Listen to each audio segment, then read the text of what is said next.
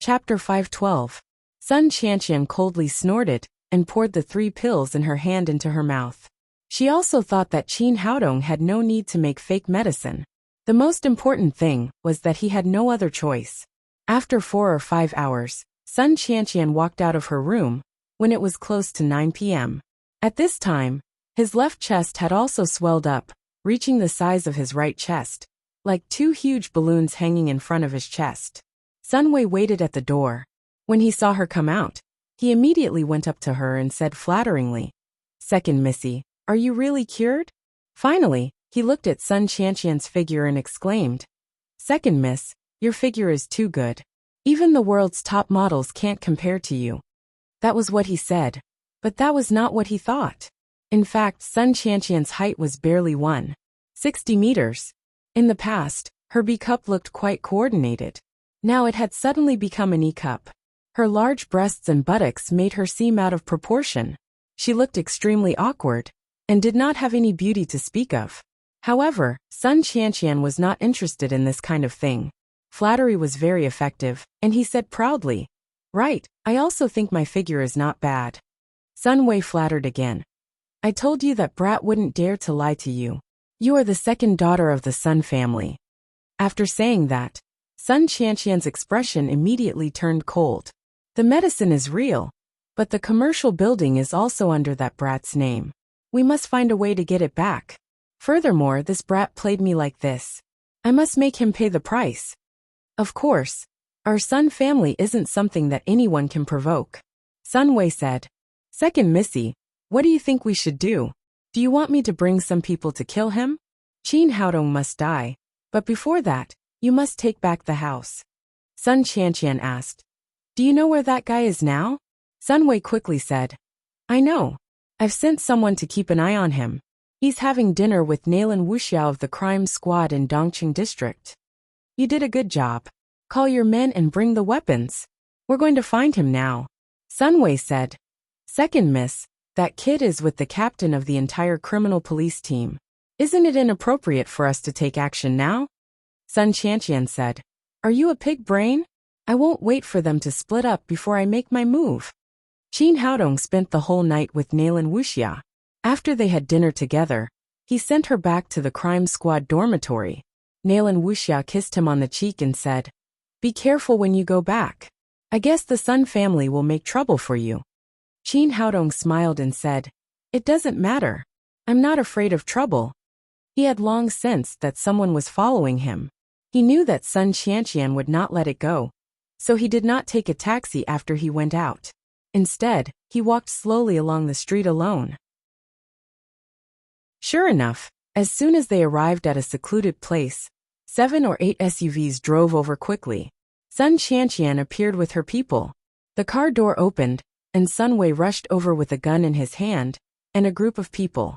He pointed the gun at Qin Haodong and shouted arrogantly, "Boy, you've offended the Sun family. Let's see where you can run to." Qin Haodong didn't panic at all. He smiled at him and said, "Which eye of yours saw me running away? Aren't we waiting for you?" "You." Sun Wei was so angry that his eyes were burning, but he had nothing to say. Qin Haodong really didn't show any signs of running away. Sun Qianqian pushed him aside and said to Qin Haodong, "Qin, do you know why I'm looking for you? It seems that the medicine is effective."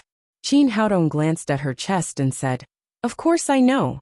You must also know that such a big chest is not suitable for you, so you want me to make it smaller. With all due respect, I have a way to make it bigger, but I can't do anything to make it smaller." Sun Qianqian said angrily, "I'm not talking about this. I'm talking about the commercial building opposite Shue's jewelry." "Oh, you're talking about that building?" Qin Haodong said, "That building is good, but it's mine now." Sun Qianqian cried, "I gave it to you." "Yes, you said you gave it to me, so it's mine. What's the problem? Don't play dumb with me. Hand it over, or I'll throw you into the river to feed the fish." Qin Haodong said, "That's not right. How can you take back what you gave me? Where's your integrity?" Sun Qianqian was so angry that she almost fainted. She took 2 steps forward, stared at Qin Haodong fiercely, and said, "Just tell me, are you going to give it to me or not?" Qin Haodong said matter-of-factly, Of course not. This is my building. Why should I give it to you? Pretty boy, you won't give up until you see the coffin. Sun Qianqian waved her hand behind her and said, shoot him. Break his legs first.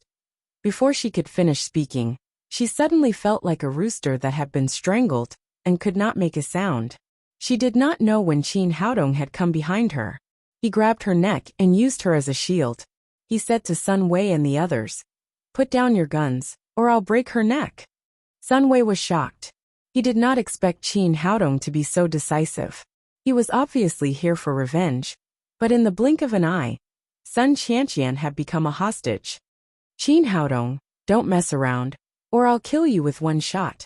Sun Wei, who did not give up, still wanted to threaten him, but he found that Sun Qianqian's eyes had rolled up and her legs were kicking.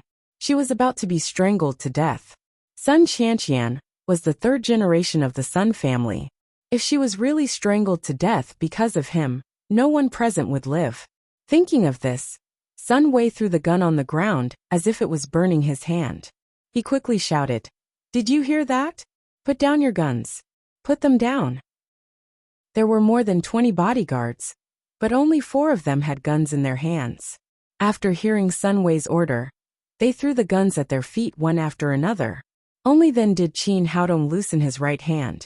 Fresh air rushed into Sun Qianqian's throat. She coughed first and then took big breaths. She felt her legs go weak.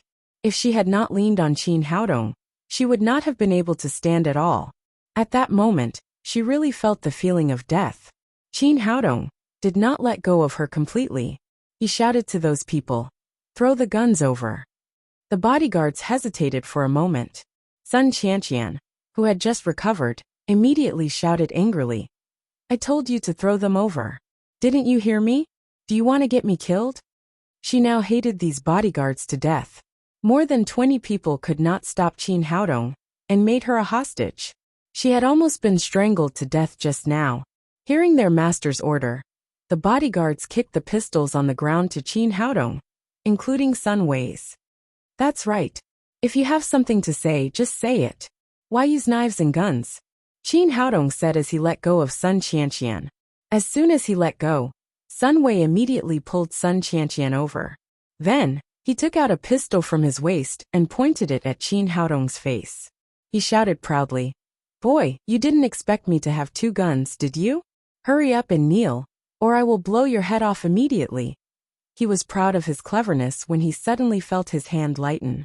The pistol was already in Qin Haodong's hand. Then the handle of the gun fell on his head like raindrops. There was a big bump on Sun Wei's head. After taking medicine, the swelling had just subsided a little. Now he was hit by the handle of the gun again. After that, Qin Haodong shook his hand gently, and the pistol turned into spare parts on the ground. Then, he raised his hand and gently twisted Sun Wei's neck. There was a crisp sound.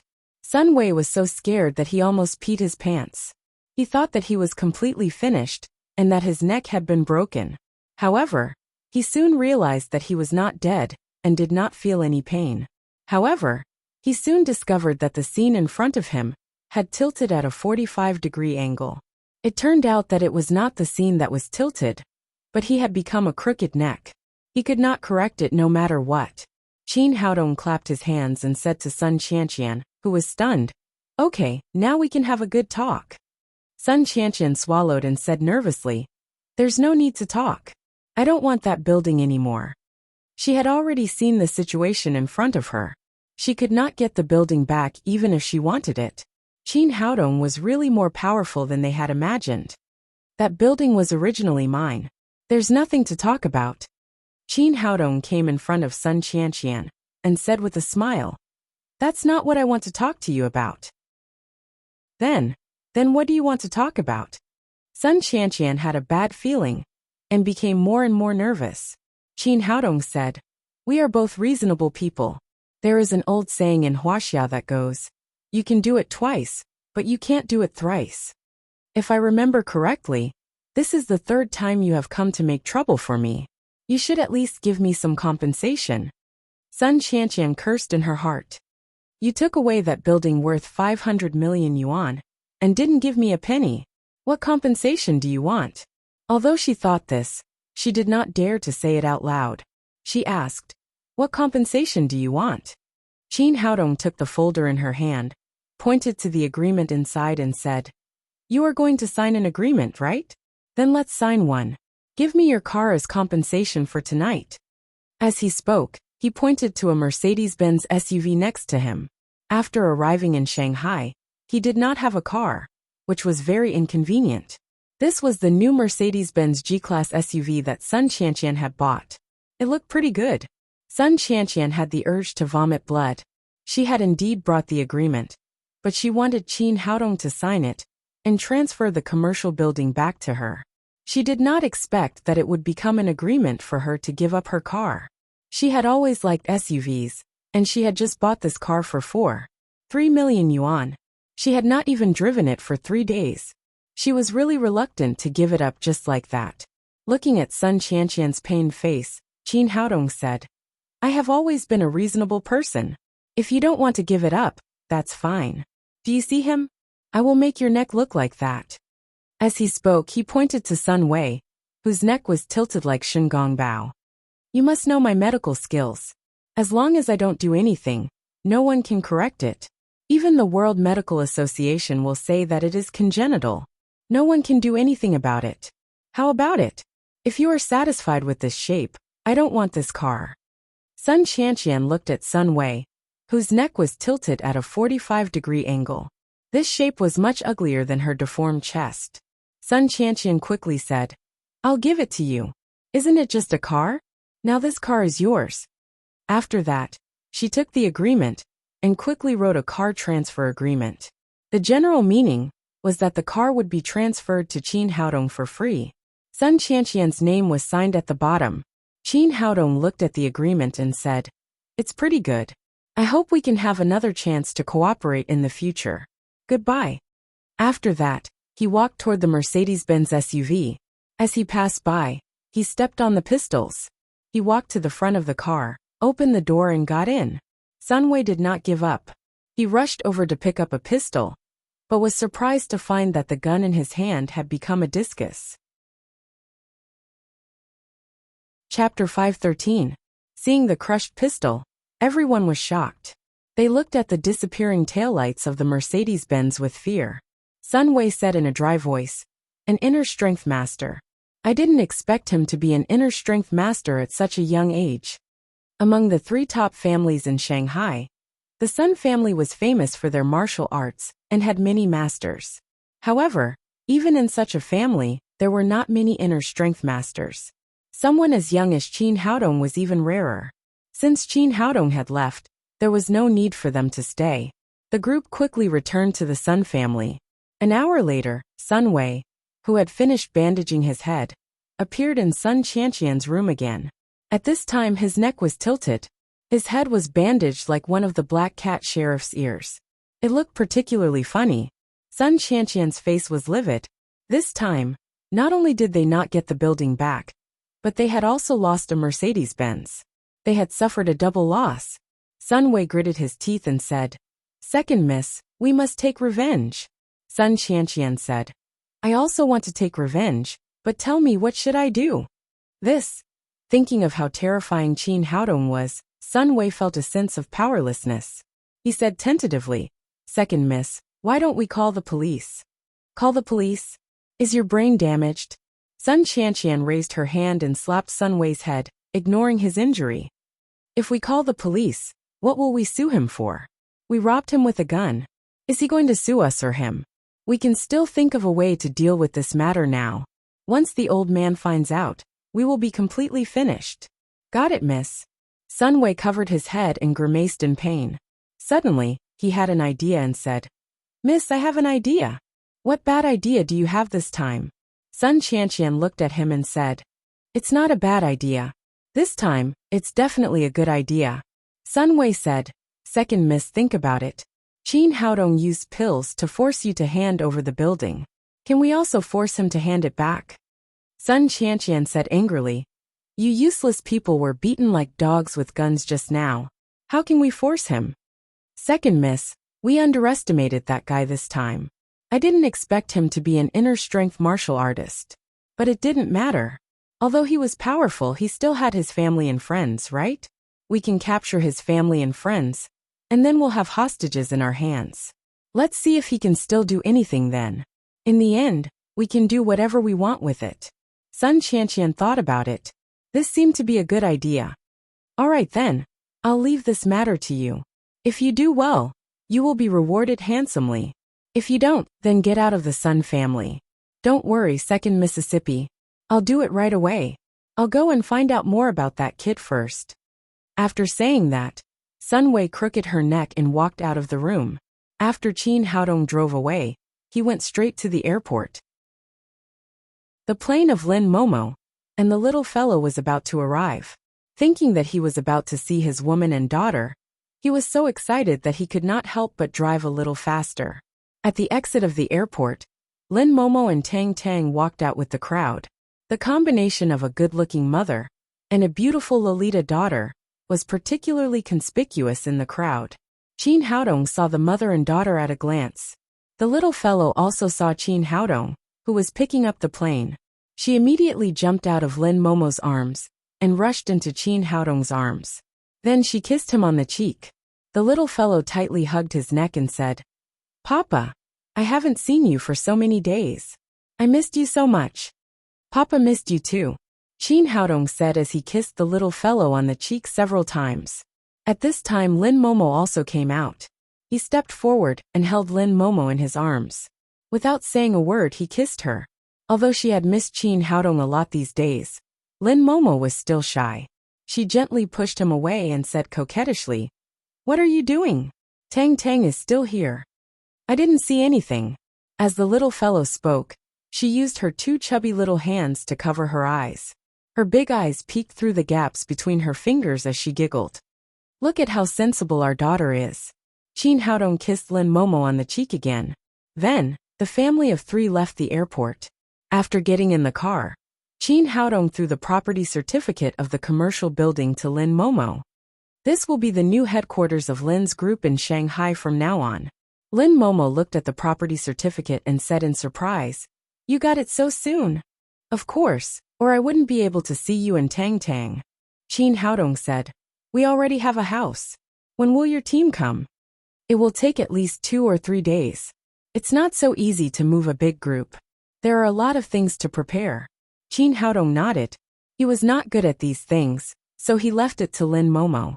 Soon they arrived home. Because they often talked on the phone before, Lin Momo was very familiar with his situation. She was not too surprised to know that there was a house here. After going upstairs, the 4 girls still did not sleep. They sat in the living room and watched TV together. After hearing the footsteps, they looked over together. When they saw Lin Momo and the little fellow entering the door with Qin Haodong, their expressions were different. Li Meiyu and Jia Shirhan were shocked and surprised. They did not expect that Qin Haodong would come back so late and bring back 2 beautiful women. Nailin Wushuang and Qi Waner were surprised and exclaimed, "Sister Lin Tang Tang, you are here." Second mom Andy Waner, "You are here too." The little fellow was also very surprised. She ran over and threw herself into Nailin Wushuang's arms. "Tang Tang, how did you get here?" Nailin Wushuang kissed her little face and asked, "It was Papa who brought me and Mama here." The little fellow pointed to Qin Haodong and said. Li Meiyu's face changed instantly when she heard Tang Tang call Qin Haodong Papa and Lin Momo Mama. During this time, her feelings for Qin Haodong were changing every day. Although she was unwilling to admit it, she felt more and more inseparable from this man. But at this time, a little girl suddenly ran out and called him Papa. What was going on? And the beautiful woman next to her. Who was she? Was she Qin Haodong's wife? How was that possible? She pulled Qin Haodong to the side and asked angrily, "Tell me what's going on? Aren't you just a freshman? Why do you have a daughter?" "Don't worry, listen to my explanation." Qin Haodong also had a headache. If he had known this would happen, he would not have pursued this girl. Now he was in trouble. However, he was also afraid that if he really angered Li Meiyu, she would move out of his house. At that time, he would have to send someone to guard her 24 hours a day. Before the bodyguard mission was terminated in Hong Kong, He could only continue the lie as much as possible. He said, "Here's the thing. Tang Tang is my goddaughter. Otherwise, how could I have such an old daughter at my age?" Hearing that she was his goddaughter, Li Meiyu's expression eased a lot, but she still felt that something was wrong. She asked again, "Who is this woman? Did you know Sister Wushuang and Waner before? Why do they look so familiar?" Qin Haodong said, "This is Tang Tang's mother, Sister Momo. Our two families used to live together. We were neighbors and had a very good relationship. This time she came to Shanghai to open a company, so she temporarily lived with me. Sister Wushuang is Tang Tang's godmother, so they must know each other. Waner and Sister Wushuang have such a good relationship, so it's normal for them to be familiar with each other. So you also knew Sister Wushuang and Waner before. Why didn't you tell me? I'm not very familiar with them, and I was afraid that you would think too much, so I didn't tell you." Qin Haodong lied one after another, and cold sweat broke out on his forehead. Fortunately, this explanation barely made sense. Li Meiyu said, "Well, you pass. Don't hide anything from me in the future." "Got it, madam." Qin Haodong breathed a sigh of relief. This time he finally fooled her. Now he hoped that the old man in Hong Kong would take his granddaughter back as soon as possible and end this bodyguard mission. The salary of 1 million a day was indeed a lot, but it was too tiring. After breakfast the next day, Qin Haodong and Li Meiyu went to school together. Lin Momo took the little fellow to deal with other matters of the temporary group's relocation. Jia Shirhan was very fond of the little fellow. It just so happened that she had nothing to do, so she went with them. After arriving at the classroom, Ji Fubao and Tian Boguang immediately surrounded Qin Haodong when they saw him. Ji Fubao said, "Boss, it's only the first day of school, but you already skipped class. What did you do?" Tian Boguang said with a sinister smile, "Did you go on a date with a beautiful woman?" Ji Fubao said, "Nonsense. There are so many beautiful women in our class. Aren't they enough for you? How could you go on a date?" Tian Boguang said, "You won't understand even if I tell you. How can a single dog like you know that the red flag at home doesn't fall?" "All right, shut up, you two." Qin Haodong didn't want to talk too much about his own affairs. Seeing that Su Hui's seat was still empty, he changed the topic and said, "Why hasn't Su Hui come today?" Ji Fubao said, "Who knows? You skipped class yesterday as the class monitor. Today, it's the deputy class monitor's turn to skip class." Tian Boguang said with a smile, "Fortunately, you didn't skip class together. Otherwise, people would really think that you two went on a date. It would hurt the hearts of many single dogs." Soon the bell rang. Su Hui still hadn't come. It seemed that she had indeed skipped class today. After a day of class, Qin Haodong was drowsy most of the time. With his current level of medical skills, no one could be his teacher in the field of traditional Chinese medicine. Su Hui hadn't come to class for a day. It seemed that something must have happened to her. After class, Qin Haodong was about to go out when he received a call from Su Hui. After pressing the answer button, he said, "Su Hui, why didn't you come to class today?" "My grandfather is sick," Su Hui said in a low voice. "Grandpa has a fever of 39 degrees. It has been burning for a day and a night. I've tried all kinds of methods, but it hasn't gone down. Can you come and take a look at him?" Qin Haodong said, "How could it be so serious? Even old Master Su can't do anything about it?" Su Hui said, "My grandfather has also seen it. He originally thought it was just an ordinary cold, but it didn't work after taking 2 doses of medicine in a row. Later, he was sent to the affiliated hospital of the Shanghai Medical College. The doctor diagnosed it as a cold. He used the antipyretics of Western medicine, but it still didn't work at all." "Oh, I'll go and have a look," Qin Haodong said. "Tell me the location of the old master's ward." Su Hui said, "Thank you. I'll wait for you at the entrance of the inpatient department of the Shanghai Medical College." Qin Haodong said goodbye to Nailan Wushuang and the others, and then rushed to the inpatient department of the Shanghai Medical College. The inpatient department was only separated from the medical college by a wall. Soon, he saw Su Hui waiting in front of the door. Su Hui was wearing a white dress. From a distance, she looked like a blooming lily, elegant and beautiful. However, she looked a little haggard today. Her brows were slightly furrowed, and there was a trace of sadness that could not be dispelled. Chapter 514. After seeing Qin Haodong, Su Hui's heart flashed with excitement. She stepped forward and said, "Brother Haodong, I'm really sorry to have caused you trouble. I had no choice. Grandpa's high fever didn't subside, and other doctors couldn't cure him, so I could only invite you here." Su Hui was completely convinced by Qin Haodong's magical medical skills to cure Mrs. Zhang. In addition, during this period of time, she learned the 9 magical needles of plum blossom. The more she learned about it, the more she felt that his medical skills were unfathomable. Now Qin Haodong had a high position in Su Hui's heart, even higher than her grandfather Su Hongba. "It doesn't matter. We're classmates. There's no need to be so polite." Then Qin Haodong followed Su Hui to the building of the inpatient department. As they walked, he asked, "How did the old man fall ill?" "My grandfather is Lu Qigong, a professor in the Department of Archaeology at Shanghai University. A very important ancient tomb was unearthed in Huaxia a few days ago. Because my grandfather is very successful in archaeology, he was appointed to lead the team to investigate. My grandfather was also very interested in this ancient tomb, so he set up an archaeological team, but I didn't expect that he would fall ill on the first day they entered the ancient tomb. After he came back, he continued to have a fever until now. In the intensive care unit of Shanghai Medical College, a thin old man was lying on the bed, with a strange blush on his livid face. He was Su Hui's grandfather Lu Qigong. Due to the continuous high fever, he had fallen into a coma. Su Hui's grandfather, Su Hongba, was sitting at the head of the bed, with his right hand on Lu Qigong's pulse. He frowned, as if he was looking for the cause of the disease. Behind the old man stood a young man in his 20s, wearing gold-rimmed glasses and frowning. He was Lu Qigong's student Zhang Jingsong. He had been by the old man's side these days. At this moment, the door opened and a middle-aged doctor in his 50s came in, followed by 7 or 8 doctors in white coats. Next to the middle-aged doctor, a young doctor in his 30s was introducing the patient's condition. "Professor Zhao, this case is very special. He has been having a high fever for more than 24 hours. At first, we thought it was just a cold, but after a blood test, there were no viruses or bacteria.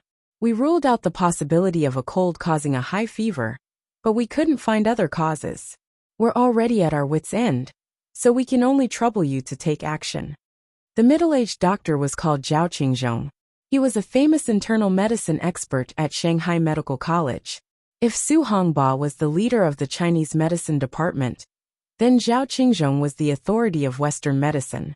After listening to the introduction, Zhao Qingzhong only snorted softly and did not say anything. However, his face was filled with arrogance. It seemed that he did not take it to heart. Another young doctor next to him said, "Dr. Wang, don't worry. With my teacher's help, any disease will be cured." As they spoke, the group entered the ward. Zhao Qingzhong raised his head and suddenly saw Elder Su sitting at the head of the bed. He frowned and said, "Su Hongba, why are you here?" Then he turned to look at the young doctor next to him and said angrily, "What's wrong with you? This is a Western medicine hospital, a temple of science. Why did they invite a Chinese medicine doctor? Since you found him, why did you invite me over?" He was the authority of Western medicine, and Elder Su Hongba was an expert of Chinese medicine.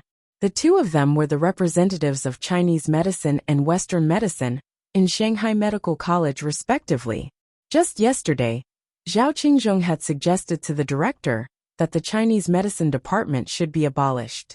Su Hongba had a big fight with him because of this. The two of them had a fierce debate.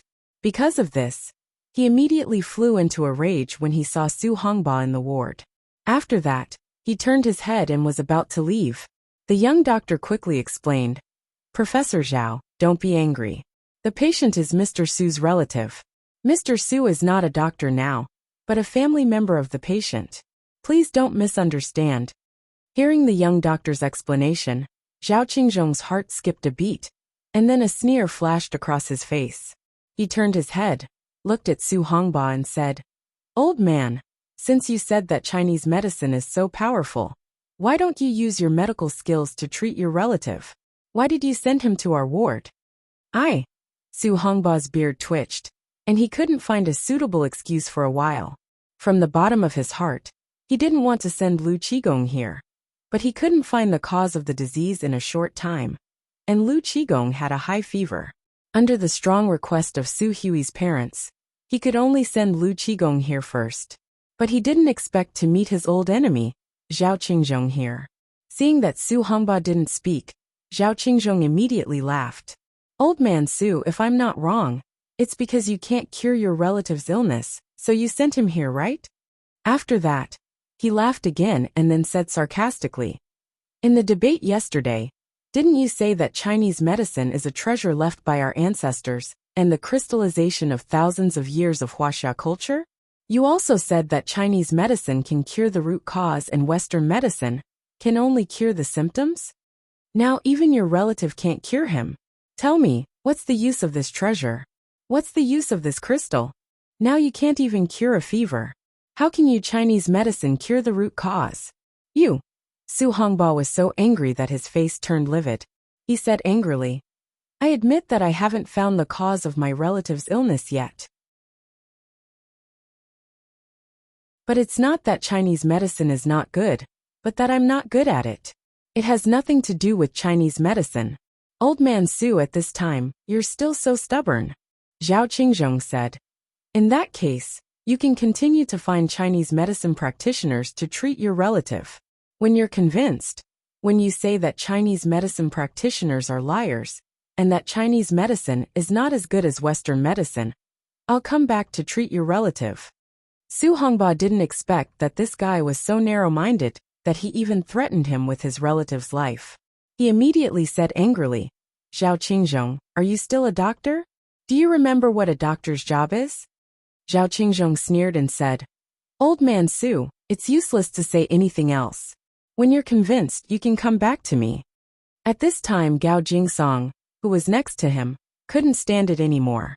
He pointed at Zhao Qingzhong's nose and said, "I don't know Chinese medicine or Western medicine. I only know that my teacher is sick now. As doctors, you should treat him instead of fighting with the patient's life here. If you do this, you don't deserve to be a doctor at all." Well said. He really doesn't deserve to be a doctor. While they were talking, a young man and a young woman came in. It was Qin Haodong and Su Hui. Seeing that a young man in his 20s dared to teach him a lesson, Zhao Qingzhong said coldly, "Who are you? Do you know who I am? What right do you have to talk to me?" Qin Haodong glanced at him and said, "I'm a student of the medical college, and also a Chinese medicine practitioner. I don't need to know who you are. I only know that you don't have the medical ethics of a doctor." "Nonsense. How dare a student talk to Professor Zhao like this? You're really unruly. Do you know who Professor Zhao is? The students he taught are all qualified to be your teachers. Professor Zhao is a doctor who studied abroad in M country. He's a famous figure in the World Medical Association. If he doesn't deserve to be a doctor, who else can?" The doctors behind Zhao Qingzhong started to attack Qin Haodong. Hearing all the flattery, Zhao Qingzhong said proudly, "Did you hear that? A student like you who hasn't graduated, yet is not qualified to talk to me at all." Qin Haodong glanced at him contemptuously and said, "No matter how good your qualifications are, no matter how good your medical skills are, people like you who have no medical ethics are nothing in my eyes." "You." Qin Haodong glanced at him contemptuously and said, "No matter how good your qualifications are, no matter how good your medical skills are, people like you who have no medical ethics are nothing in my eyes."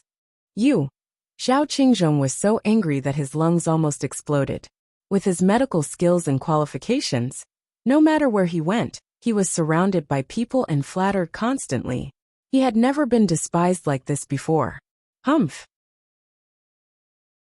You ignorant boy, I don't want to talk to you." Zhao Qingzhong turned his head and continued to say to Su Hongba, "I still say the same thing. If you want me to treat you, you have to bow your head and apologize to me. Otherwise, you can find a Chinese medicine practitioner who can cure this disease." Before Su Hongba could speak, Qin Haodong said, There's no need to find one. I can cure this disease. After he said that, all the people present were shocked, but except for Su Hui, they all sneered at him. Even Su Hongba, the leading Chinese medicine practitioner, couldn't cure the disease. How could a young Chinese medicine practitioner in his 20s, a student who hadn't graduated, say that he could cure it? Wasn't this a joke? Su Hongba pulled Su Hui and asked, "Girl, who is this?" "Grandpa, this is Qin Haodong, the classmate I told you about. I learned the magic plum blossom acupuncture from him." Hearing Qin Haodong's name, Su Hongba's expression changed. Was it really that person?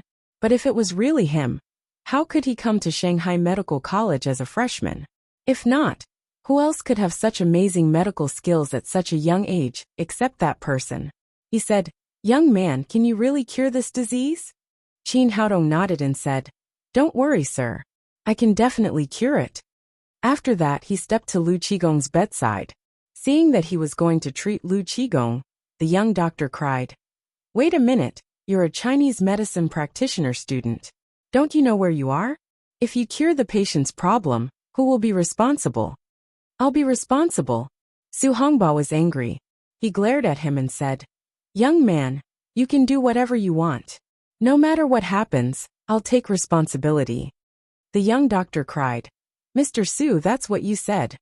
Su Hongba cried, "It's what I said.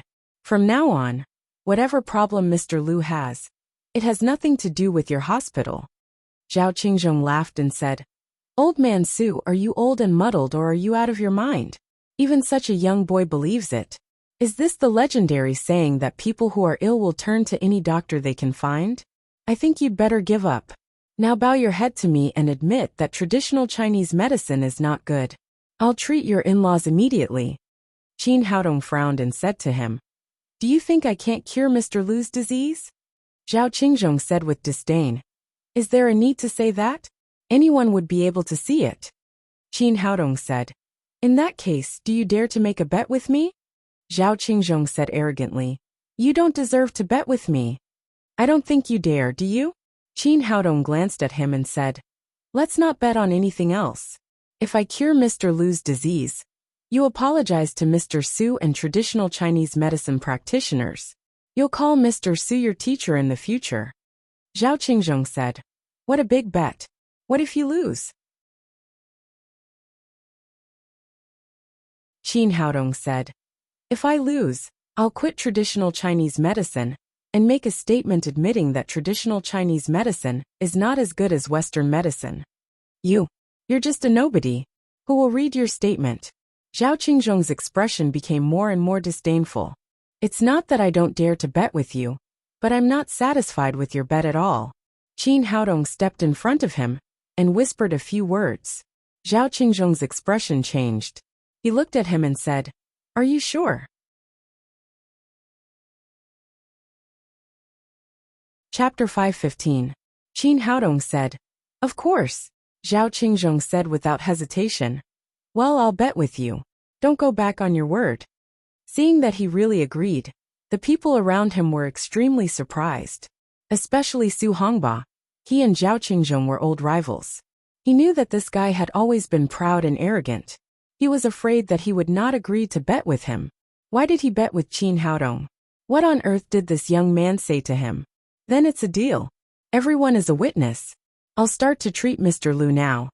After Qin Haodong said that, he first took out a physique-improving pill and gave it to Lu Qigong. Then he took out silver needles from his pocket and started acupuncture. In fact, these two methods were basically to deceive people. Lu Qigong did not have a cold. When he just entered the door, he had already been sure that the old man had a cold in his body. That was why the old man had a fever for a long time, and the medicine didn't work at all. It seemed that there was something with a strong evil spirit in the ancient temple. Otherwise, the old man would not have become so ill all of a sudden. The best way to deal with this kind of evil spirit was to use the yin-yang mirror. Because of this great artifact, he dared to make such a big bet with Zhao Qingzhong. After entering the gold core stage, Qin Haodong was able to control the size of the yin-yang mirror. At this time, he had turned the yin-yang mirror into the size of a coin and held it in his palm. He quietly absorbed the evil spirit in Lu Qigong's body. The people around gathered around and watched. Zhao Qingzhong and the doctors and masters behind him all pursed their lips. They didn't take Qin Haodong's means seriously at all. In their opinion, it was impossible for traditional Chinese medicine to cure the disease that even Western medicine couldn't cure. Zhou Hongba also frowned. Although he didn't know what medicine Qin Haodong gave Lu Qigong, he could still understand this set of acupuncture. Wasn't this the rejuvenating acupuncture technique that Su Hui mentioned when she came back? It was not the magic plum blossom acupuncture technique. It was completely an ordinary acupuncture technique for massaging the blood. If this kind of acupuncture technique worked, Lu Qigong would not have to be hospitalized here. Seeing this, he couldn't help but worry for Qin Haodong. If he really lost the bet, not only Qin Haodong would lose face, but also the entire traditional Chinese medicine. Only Su Hui looked calm, and her eyes were full of confidence. She had absolute trust in Qin Haodong now. Since Qin Haodong dared to bet, he must be 100% sure. 10 minutes later, Qin Haodong put away the silver needles and patted Lu Qigong's chest again, activating his qi and blood with greenwood genuine qi. All right, old man, get up and go home for dinner. Are you kidding? If you can cure people like this, then our hospital will have no patients. Traditional Chinese medicine is indeed a scam. Who doesn't know how to use a pill to treat illnesses? What a disgrace. Young people really don't know their limits. They dare to accept any illness, and dare to make any kind of bet. Look at this, they've made a fool of themselves. The people behind Zhao Qingzhong were holding back their strength, waiting for this moment to launch a group attack on Qin Haodong. Even Zhao Qingzhong's face flashed a touch of pride. He also thought that he had won this time. The so-called medical sage of Huaxia was just bragging. It turned out that Qin Haodong had just secretly told him his identity. It was because of the golden reputation of the medical sage of Huaxia that Zhao Qingzhong agreed to this bet. If he won, Qin Haodong would apologize to him on behalf of traditional Chinese medicine. It was undeniable that the golden reputation of the medical sage was still very influential. At that time, he would become the most famous Western medicine in Huaxia. But at this moment Lu Qigong, who was in a coma, suddenly opened his eyes, and then suddenly sat up from the bed. What's going on? Why am I here? He glanced at Su Hui and said, Girl, I'm so thirsty. Do you have water? Yes, it's all prepared for you. Seeing that her grandfather finally woke up, Su Hui was overjoyed and hurried back to get water. The people around were shocked. What was going on? The old man was in a coma just now. Why did he suddenly wake up now? Could it be that this young man really cured his illness? The young doctor calmed down and reached out to touch Lu Qigong's head. Lu Qigong glared at him and said discontentedly, What are you doing? Mr. Lu, don't worry. I'm your attending doctor. I just want to see if you still have a fever. No, I don't. I know my own body. It's all healed now. Then he took the cold water from Su Hui and drank a big cup in one breath. The young doctor first touched Lu Qigong's forehead, then touched his neck. He changed several places in succession, and all of them changed from burning hot to cold. There was no sign of fever at all. How is this possible? He was the attending doctor. He was very clear about Lu Qigong's condition. Lu Qigong had a high fever of more than 39 degrees. How could he recover so quickly? Su Hongba also reached out to feel Lu Qigong's pulse. The messy pulse was gone and completely recovered. Lu Qigong shook off his hand and said, Well, old Su, there's no need to feel my pulse. I'm fine. Su Hui said, Grandpa, you scared us this time. You had a high fever.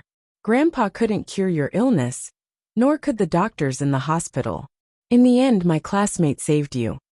Are you talking about this young man? Lu Qigong took Qin Haodong's hand and said, Young man, thank you. You're welcome, Grandpa. This is what a doctor should do. Lu Qigong was a very cheerful old man. At this time his body had completely recovered. He took Qin Haodong's hand and said, Young man, have you eaten yet? Come to my house for a drink.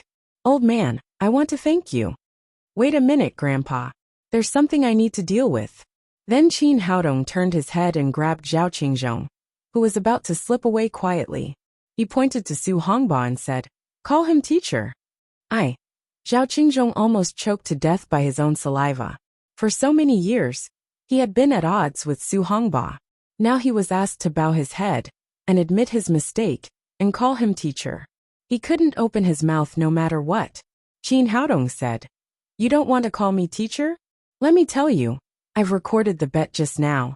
If you deny it, I'll post it on the internet and let all the Huaxia people in the world see the face of a Western medicine expert."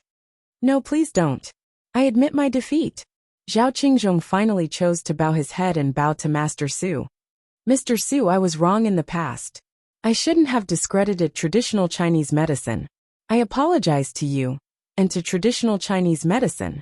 It was a short sentence, but it was extremely difficult for him to say it. After that, he hurriedly ran out of the ward with his men. "I didn't expect that I would see this guy bow his head and apologize in my life. Even if I die, I have no regrets." After Su Hongba sighed with emotion, he said to Qin Haodong, "Young man, if I'm not mistaken, you're Qin Haodong, the medical sage of Jiangnan, aren't you?" Qin Haodong was slightly stunned. "Grandpa, you can tell?" Then he was relieved. The medical sage was very famous in Jiangnan, but not many people in other provinces and cities knew him. Most of the people who could recognize him were the seniors in the field of traditional Chinese medicine. As a professor of traditional Chinese medicine at Shanghai Medical College, Old Master Su naturally paid close attention to the affairs of the field of traditional Chinese medicine. It was not surprising that he recognized him. Su Hongba said, "In fact, when Hui went home and told me that you could do the rejuvenating acupuncture, I guessed that you might be the medical sage. But I didn't expect that the medical sage would come to Shanghai Medical College to study. With your medical skills, who can teach you? Let alone let me be your teacher. You're more than enough to be my teacher." "You flatter me, Grandpa," Qin Haodong said politely. "I came to Shanghai Medical College this time because I have something else to do, so I didn't reveal my identity." "Oh," Su Hongba said, "I know. You'll keep it a secret." Lu Qigong said, "Well, this is not the place to talk. Let's go to my house and talk while eating." Qin Haodong didn't stand on ceremony and left the hospital with the two old men. Su Hui followed the three of them. Seeing that the teacher was out of danger, Gao Jingsong didn't follow them anymore. He drove the four of them to Lu Qigong's house and left. Lu Qigong's house was on the first floor, and there was a small courtyard full of flowers and plants. After entering the door, an old lady in her 60s came out to greet them. She was Lu Qigong's wife, Zhu Chunmei. "Who is this young man? Is he Hui's boyfriend?" The old lady saw Qin Haodong at a glance. She stepped forward to take his hand and asked enthusiastically, "Young man, are you a local of Shanghai? What do your parents do? Where do you go to school?" It seemed that she was arranging a blind date for her granddaughter. Qin Haodong was also speechless. "It's not easy for you to survive. Shouldn't you care about his health? Why are you paying attention to me?" In fact, he misunderstood. Zhu Chunmei didn't know how serious the old man's illness was. She thought it was just a cold, and he would be fine after going to the hospital for an injection. Su Hui didn't tell her about the high fever. In contrast, she was more concerned about her granddaughter's boyfriend. Su Hui finally couldn't calm down. She glanced at Qin Haodong and said with a red face, "Grandma, what are you talking about? He's just my classmate." "Good classmate. We know each other well, and we have the same level of education. In the future, when we get married, we will have a common language." Anyway, the old lady recognized Qin Haodong as her grandson-in-law. After entering the door, Zhu Chunmei had already prepared the meal, and the family sat down. After eating, Su Hongba asked, "Little Qin, I haven't had time to ask you yet. What's wrong with old Lu this time? How can it be so serious? And his pulse is in a mess. I can't see what the problem is at all." Qin Haodong said, "Mr. Su, Mr. Lu is not sick this time, but Yin Qi has entered his body, so you can't see it from his pulse. If I'm not wrong, there must be something extremely evil in that ancient tomb.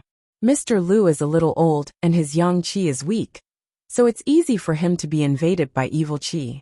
Su Hongba said, "I see. No wonder I can't see anything from his pulse. Fortunately, Hui invited you here this time. Otherwise, Lu Qingzhong wouldn't be able to cure this disease. Qin Haodong said, "Our ancient Chinese medicine is all about medical skills, martial arts and magic skills. It's to deal with this kind of situation. But now most of the magic skills and martial arts have been lost." Hearing the conversation of these people, Zhu Chunmei finally understood how serious her old man's illness was. He actually went to the gates of hell. She couldn't help but say with fear, "You old man, I told you to retire early and enjoy life at home, but you didn't agree. Now, you almost lost your old life." Su Hongba said, "That's enough, in-law. Don't mention the past. If old Lu survived this disaster, he will have a good fortune in the future. This time, we have to thank little Qin. If it weren't for him, none of us would have been able to cure old Lu's illness. Don't thank me. We'll be a family in the future." Zhu Chunmei took Qin Haodong's hand and said, "I didn't expect my grandson-in-law to be so capable. He's much better than you two old men."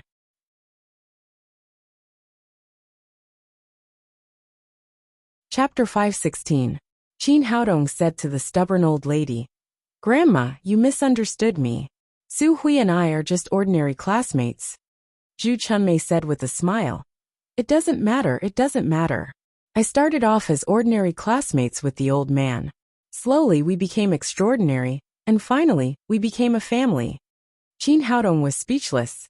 Did the old lady want to recognize him as her grandson-in-law? Or did she not want to pay the medical fee? As soon as he thought of this, Su Hongba said half-jokingly, "Little Qin, I think this is a good suggestion. Old Lu has spent some money on antiques these years. His family is very poor, and he has no money to pay for your treatment. Why don't I pay you for my granddaughter?" "Grandpa, what are you talking about? I'm not a coin. How can I use it as a consultation fee?" Su Hui glanced at Qin Haodong shyly. It was the first time for her to act like a shy little girl. Ever since she knew that Qin Haodong was the medical sage, there had been a subtle change in her heart. As the heir of a traditional Chinese medicine family, Su Hui had always regarded the medical sage as her idol. She admired his medical skills and medical ethics. In particular, the advent of the blood revival elixir had not only made an amazing breakthrough in medical skills, but it had also completely cured leukemia patients in all of Huaxia. Moreover, it had been sold at zero profit, which made her even more crazy about the title of medical sage. She hadn't recognized that Qin Haodong was the medical sage before, because Qin Haodong would use a little illusion on his face when he appeared on the screen. It looked very similar, but it was difficult for ordinary people to recognize it. In addition, he had the same mentality as Su Hongba. He felt that it was impossible for a dignified medical sage to come to Shanghai Medical College to study, so he didn't think about it at all. He only felt that this was a classmate with amazing medical skills. His intention was very simple, which was to improve his medical skills. But now it was different. She knew Qin Haodong's identity. It was a strange feeling. Every time she saw his handsome face, her heart would beat faster uncontrollably. Qin Haodong didn't know Su Hui's complicated feelings. He said, "Mr. Su, you must be joking. Su Hui and I are classmates. I'm just helping Mr. Lu. How can I charge you?" Hearing Qin Haodong's refusal, Su Hui suddenly felt disappointed. Lu Qigong said, "Little Qin, I'm not a doctor, but I know it's only right to pay for medical treatment. Old Su also said that my family really doesn't have much money. If I take less, I'll be letting you down for saving my life. How about this? I'll let you have a look at the antiques I've collected over the years. No matter which one you like, you can take it. It'll be my consultation fee." Qin Haodong said, "Mr. Lu, a gentleman doesn't take what others love. How can I take away your treasured antiques? Forget it." Zhu Chunmei said, "Little Qin, don't say that. Those things of his can't be eaten or drunk. They're useless there. If you like them, take them all away." Lu Qigong smiled and said, "If you want to refuse my kindness, then you can only take Su Hui away." Qin Haodong didn't say more. He thought to himself, "I'll just take one later." Su Hongba said, "I think we're almost done eating. Let's go to old Lu's treasure room and have a look. This guy has collected a lot of good things over the years." "All right, let's go take a look now." When it came to his treasure room, Lu Qigong's face flashed with excitement. As a first-class expert in the Department of Archaeology at the University of Shanghai, he had no hobbies these years and spent all his savings on buying antiques. After that, he stood up and took everyone to the basement, where he had specially decorated his treasure room. After opening the heavy security door, there was a small room of about 40 to 50 square meters. The decoration and planning were simple, clean, and chic. There was nothing else in it, just a storage shelf with antiques on it. Qin Haodong stepped in, and a burst of rich spiritual qi came to his face. He glanced around. It was worthy of being the collection room of an antique expert. More than 80% of the collections in it were authentic. Little Qin, I don't know if you're interested in antiques. Take a look at these things I've collected. After entering the treasure room, Lu Qigong seemed to have entered his own field.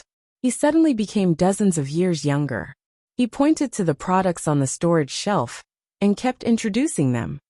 This is porcelain unearthed in the Song dynasty. Look at the pattern. It's made in the Guan kiln. This is an ancient sword from the Qing dynasty. It has a history of more than 200 years. This is the work of Zhang Daqian. It's definitely authentic. Some of the things in Lu Qigong's collection have profound cultural heritage, and some were expensive. If they were taken to an auction, it would definitely cause a great sensation. If these things were seen by treasure lovers, they would definitely go crazy, but they could not arouse Qin Haodong's interest. He just slowly appreciated them as old Lu introduced them, and his expression was always calm. Su Hui had been secretly watching Qin Haodong's changes. Seeing his expression, she thought that he was only good at medical skills and didn't know how to appreciate antiques. He didn't know the value of her grandfather's collection. But in her opinion, this was not a shortcoming. It was extremely rare and precious for a man in his 20s to have such profound attainments in medical skills. Who could ask for anything else? Sun Hongba also thought so. He said, "Old Lu, don't show off your things. We're all Chinese medicine practitioners. How can we understand these things? Just choose a good one for little Qin." Lu Qigong said, "What do you know? It's not that I'm stingy, but it depends on what little Qin likes. If he likes ancient paintings, why do I have to give him a vase?" He turned to Qin Haodong and said, "Little Qin, choose one yourself." "Then I'll choose." Qin Haodong was about to point to an antique at random. Suddenly, his expression froze and his eyes were fixed on a corner of the shelf. There was a small sword about 10 centimeters long placed there. The workmanship was not delicate, and the material was unknown. It was dark and without any luster. He took 2 steps to the shelf, grabbed the small sword in his hand, and felt the extremely weak spiritual power fluctuations on it. If he hadn't reached the gold core stage, he might not have found that there was an extremely secret seal on it. There was a seal on the yin-yang mirror found in Fatty Wang's house, but that kind of seal was very obvious, and it was also within the scope of Qin Haodong's knowledge. But the seal on this small sword was different. He could only feel that it was a powerful seal through the weak spiritual qi fluctuations, but he didn't know what kind of seal it was, nor could he see what treasure was under the seal. However, one thing was certain. The person who made this seal was definitely a master among masters. Something that could be sealed by such a peerless master was definitely not ordinary. Thinking of this, he couldn't help but feel excited. The yin-yang mirror was a divine weapon. What kind of treasure would this small sword be? Seeing him pick up the small sword, Lu Qigong stepped forward and said, "I got it from the antique street. It cost me 100 yuan at that time. Later, I also studied it for a while. It's neither copper nor iron. I can't see what material it is, let alone which dynasty it came from, so I've been keeping it here." Su Hongba said, "Little Qin, you don't like this thing, do you? It's only 100 yuan. You don't have to save money for this old man. Choose another good one." Lu Qigong glared at Su Hongba, but then said, "Yes, little Qin, even I can't see what this thing is. You'd better choose another one." Qin Haodong shook his head. In his eyes, even if all the things in the room were put together, they would not be comparable to 1/10,000th of this small sword. In the eyes of cultivators, this was definitely a priceless treasure. "Mr. Lu, I'll choose it."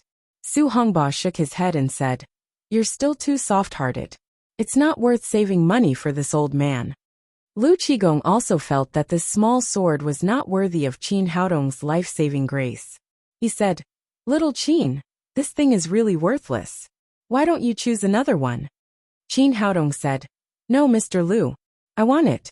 It's a good thing, more precious than anything else." Lu Qigong asked in surprise, "Little Qin, do you know what this is?" Qin Haodong said, "I don't know what it is, but I know it's a treasure. I took advantage of you this time." "You said that. Why did you take advantage of me?" "I'm the one who took advantage of you." In Lu Qigong's opinion, this sensible young man was being polite to him. But he didn't know that Qin Haodong was serious. In Qin Haodong's eyes, this small sword was definitely a priceless treasure. He thought for a moment and said, "Mr. Lu, I'll give this jade guanyin to you." As he spoke, he took out the jade crystal pendant he got from Shui's jewelry. There were 2 arrays engraved on it, one for exorcism, and the other for gathering the sun. Originally, he just did it casually, and hadn't thought about who to give it to. Today he just happened to give it to Lu Qigong. You saved my life, and you still want to give me something. How embarrassing is that?" Lu Qigong was an expert in antiques, and had some knowledge about jade. After seeing this jade crystal pendant, he immediately realized that it was not an ordinary item. He quickly said, "This thing is too expensive. I can't afford it." At this time, Zhu Chunmei took the jade crystal pendant and said, "You old man, you're really stubborn.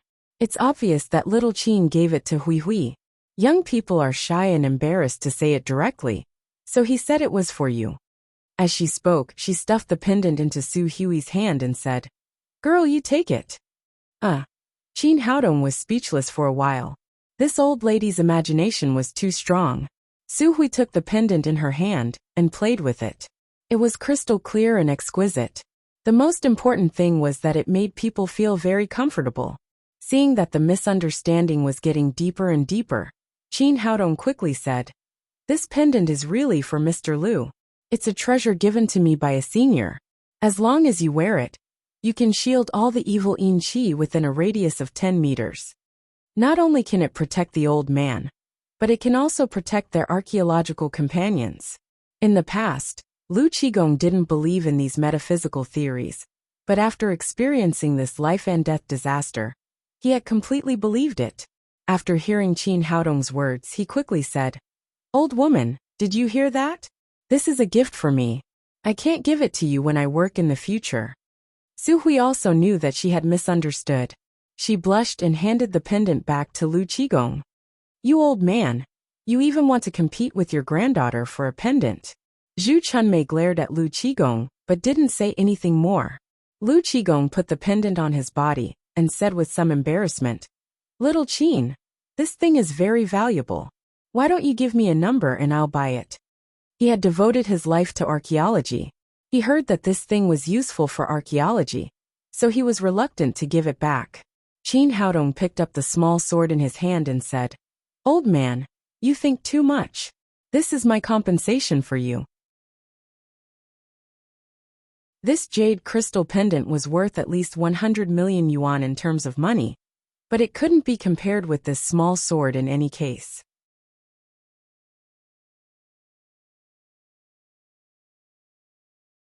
Chapter 517. After giving the crystal pendant to Lu Qigong as compensation for the small sword, Qin Haodong left the Lu family. After sending him away, Zhu Chunmei said to Su Hui, "Hui Hui, I want to tell you that this young man is really good.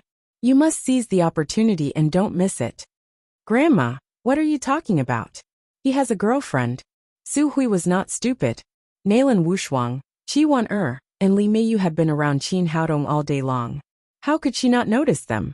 Zhu Chunmei said indifferently, "That's nothing. I'm your granddaughter. What kind of boy can't match up to her? Just grab him." Su Hui did not speak and silently lowered her head. Since she was a child, countless boys had pursued her, but none of them had caught her eye. She was proud and felt that these men were not worthy of her. Now she was moved for the first time, but she had a feeling that she was not worthy of him. Qin Haodong was like a mountain in her heart. She could look up to him. but there was always a distance between them. In the Sun family of Shanghai, Sun Wei stood in front of Sun Qianqian with his neck tilted. "Second miss, I've already figured out the situation. That guy is a freshman at the Shanghai Medical College. There are 4 or 5 beautiful women living in his house. Some are his classmates, some are his lovers, and there's also a little girl who is his goddaughter." Sun Qianqian frowned and said, "These people have no direct relationship with him. Is it useful to kidnap them?" Sun Wei said, "It's useful. It must be useful. Second miss, you haven't seen how beautiful those women are." The more he spoke, the more excited he became. He had seen Nailan Wushuang and the others go out this morning. He had swallowed his saliva many times when he thought of the beautiful appearances of these women. However, he saw that Sun Qianqian's face was getting uglier and uglier, so he quickly said, "Of course, although these women are beautiful, they are still a little worse than Second Mississippi after that." He secretly said in his heart, "God forgive me. I lied again." Sun Qianqian's expression eased a little and she said, "Since you think it's possible, then find a suitable opportunity to do it." Sun Wei said, "I've been sending people to keep an eye on him. Just now, that guy left with a girl and didn't go home. We can do it now." Sun Qianqian said, "Go. You must do it cleanly. Don't leave any trouble behind. Don't worry, Second Mississippi. That brat isn't at home. So capturing a few women is a piece of cake. As long as we capture him as a hostage, he will obediently return the building to us." Then Sun Wei called more than 20 people with guns and drove straight to Qin Haodong's villa. "Big brother, what are we going to do this time? Don't tell me he's still going to look for trouble with that kid?" The one who asked the question was a bodyguard with a mustache. He was really scared by Qin Haodong. Thinking about it now, he felt a chill on his back. "Look at you. Follow me, brother Wei. What's there to be afraid of?" Sun Wei raised his hand and slapped the bearded bodyguard's head. The man with the mustache felt extremely wronged. He thought to himself, "You've already been turned into a bear by him. So why are you still pretending?" Sun Wei added, "But don't worry. We're not going to attack Qin Haodong this time. We're going to capture his woman." Hearing that they were not going to face Qin Haodong directly, these people secretly breathed a sigh of relief. Sun Wei said, "Let me tell you, that kid's women are all top-notch. They're even more beautiful than international models. As long as you can see or touch them, it's your lifetime's worth of good fortune." Hearing that there were beautiful women, these bodyguards immediately became excited. They all rubbed their fists and were waiting to show off their skills. At Qin Haodong's house, everyone was bored after dinner. At the suggestion of the little fellow, everyone changed into swimsuits and went to play in the pool. With the beautiful and lovely little fellow, the atmosphere at home was much more cheerful. From time to time, there were bursts of laughter coming from the pool. Sun Wei took his men to the door of Qin Haodong's house and asked the bodyguard who was guarding there. After confirming that Qin Haodong had not returned, he immediately rushed in with his men. When they came to the swimming pool and saw the faces of Lin Momo, Nailan Wushuang, and the others in the pool, they all stood there like wooden chickens drooling. Bikinis, long legs, sexy figures, beautiful faces, young women, queens, schoolgirls, sexy, pure and hot. This was simply a concentration camp of beautiful women. They could not imagine why there were so many super beautiful women in Qin Haodong's house. The little fellow was the first to find these intruders. She pointed at Sun Wei and the others and shouted, "Mama, look, there are bad guys." Everyone stopped, and then they found Sun Wei and the bodyguards behind him. There were so many uninvited guests in the house all of a sudden. It was obvious that they were up to no good. Li Meiyu and Jia Shihan were shocked, but Nailan Wushuang, Qi Wan-er and the others did not care. Lin Momo glanced at these people. She was now an expert at the 3rd level of the Supreme Power Realm, so she did not take these people seriously.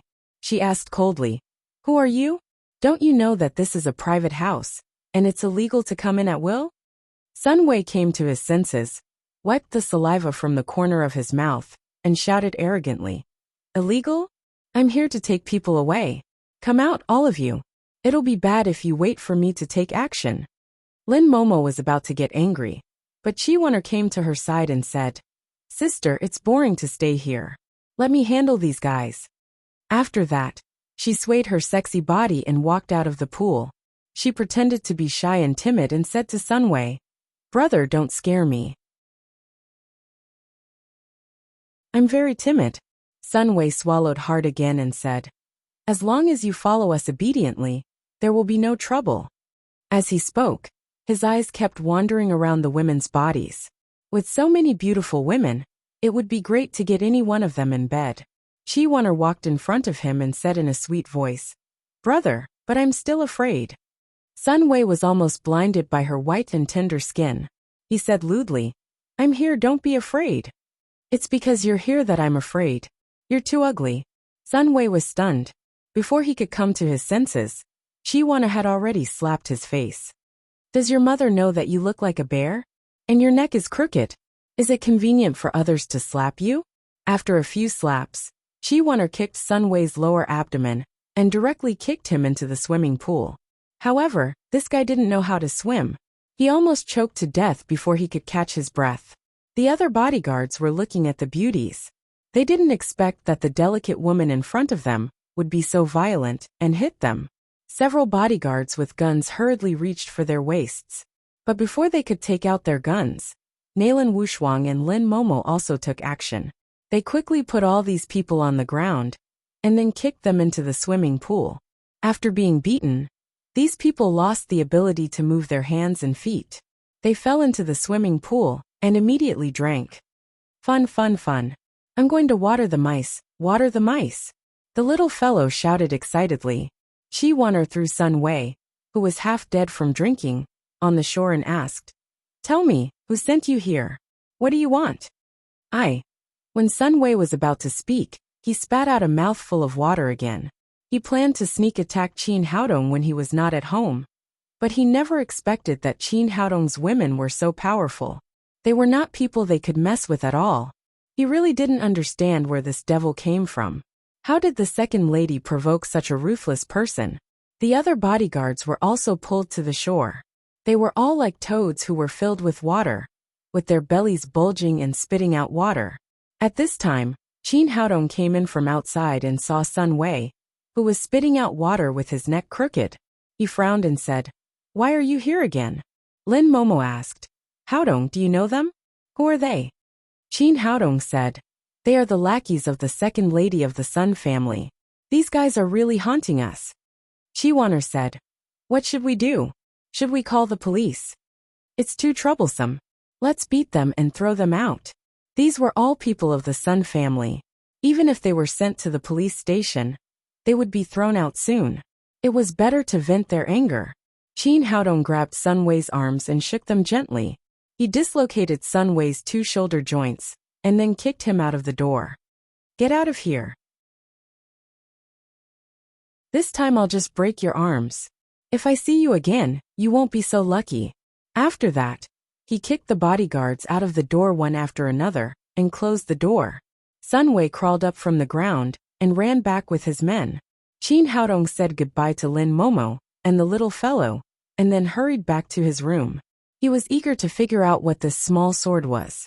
After closing the door, he took the small sword in his palm, and played with it for a long time. But he still couldn't find a clue. The black seal covering the small sword was very strange. Even with 500 years of experience in the cultivation world, he couldn't recognize what kind of seal it was. He tried a dozen methods in succession, but still couldn't shake the seal. If he couldn't unlock the seal, he couldn't crack the secret of the small sword, which made Qin Haodong feel helpless. He held the small sword in his palm, slowly closed his eyes, and used his spirit to feel the seal. Darkness, unbreakable, powerful, and gloomy. This was the feeling that the seal gave his spirit. What should I do?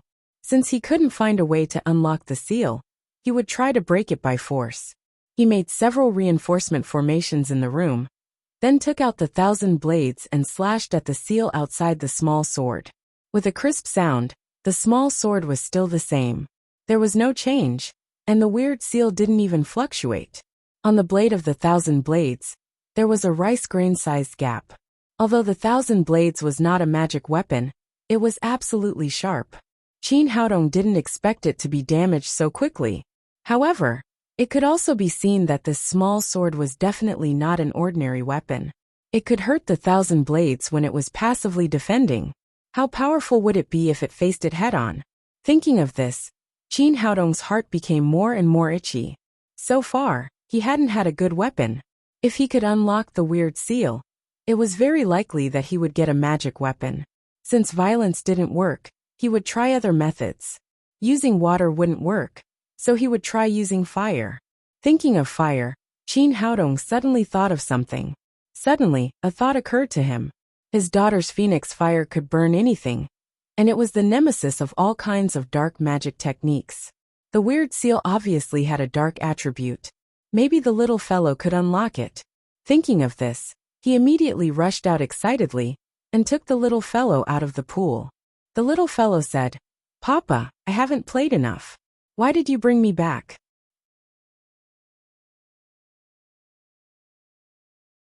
Chapter 518. I'll play with the aunties later. I need to do Daddy a favor now, Qin Haodong said, and took the little fellow to the basement. This was the alchemy room he had planned before, and the room was surrounded by a defensive formation. Putting down the little fellow, he took out the alchemy furnace and threw the little sword into the furnace. The little fellow asked curiously, "Papa, what are you doing?" Qin Haodong said, "Tang Tang, you just need to spit fire into the furnace like alchemy." "Okay, Papa, I haven't played alchemy with you for a long time.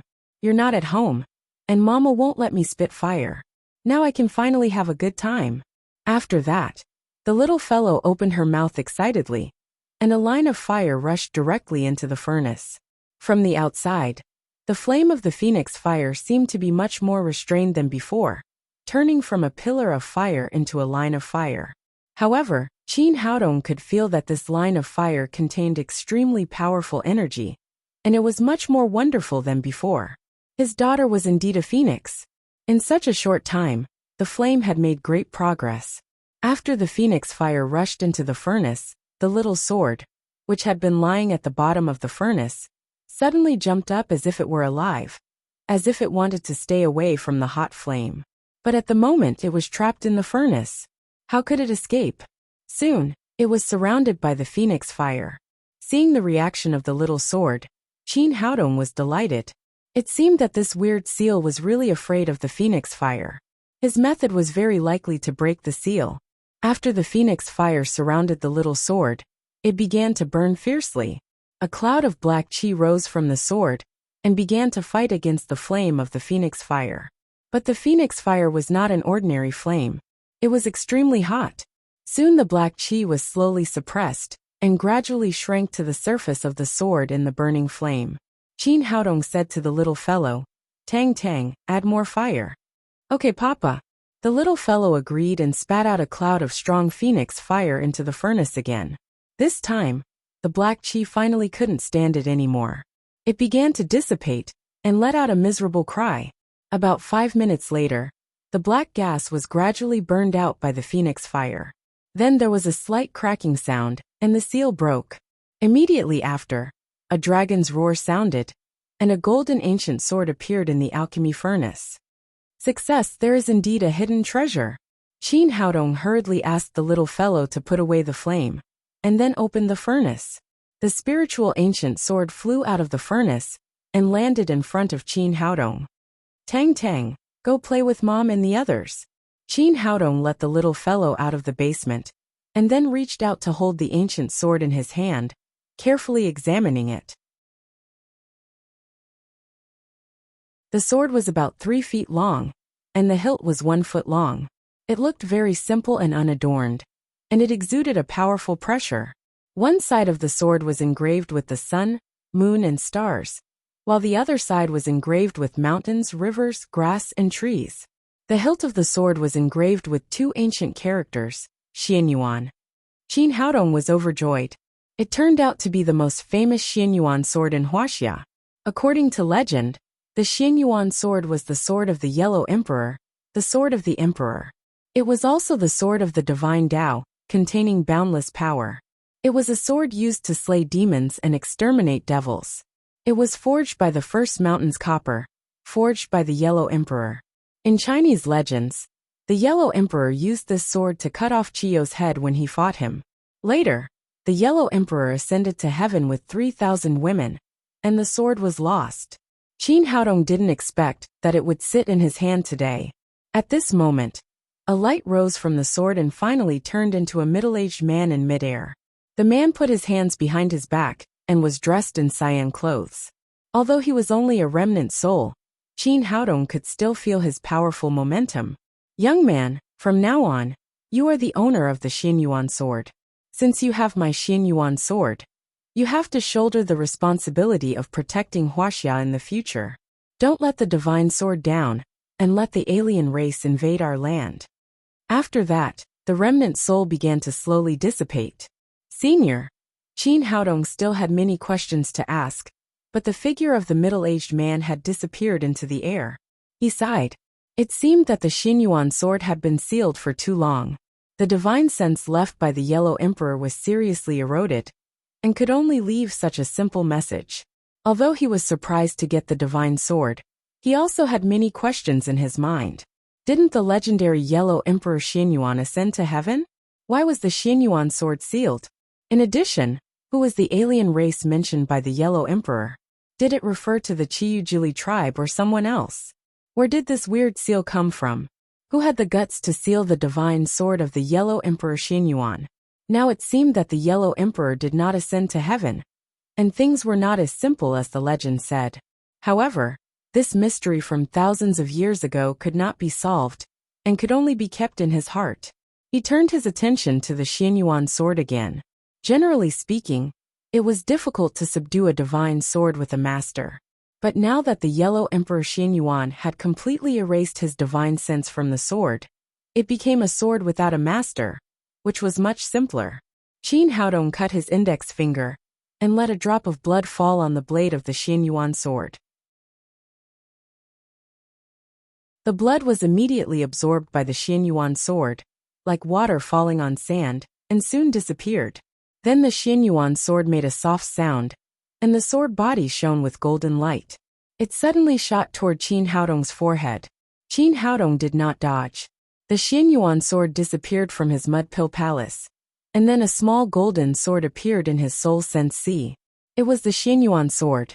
It turned out that the famous Xianyuan sword was not an ordinary sword, but a cultivator's flying sword.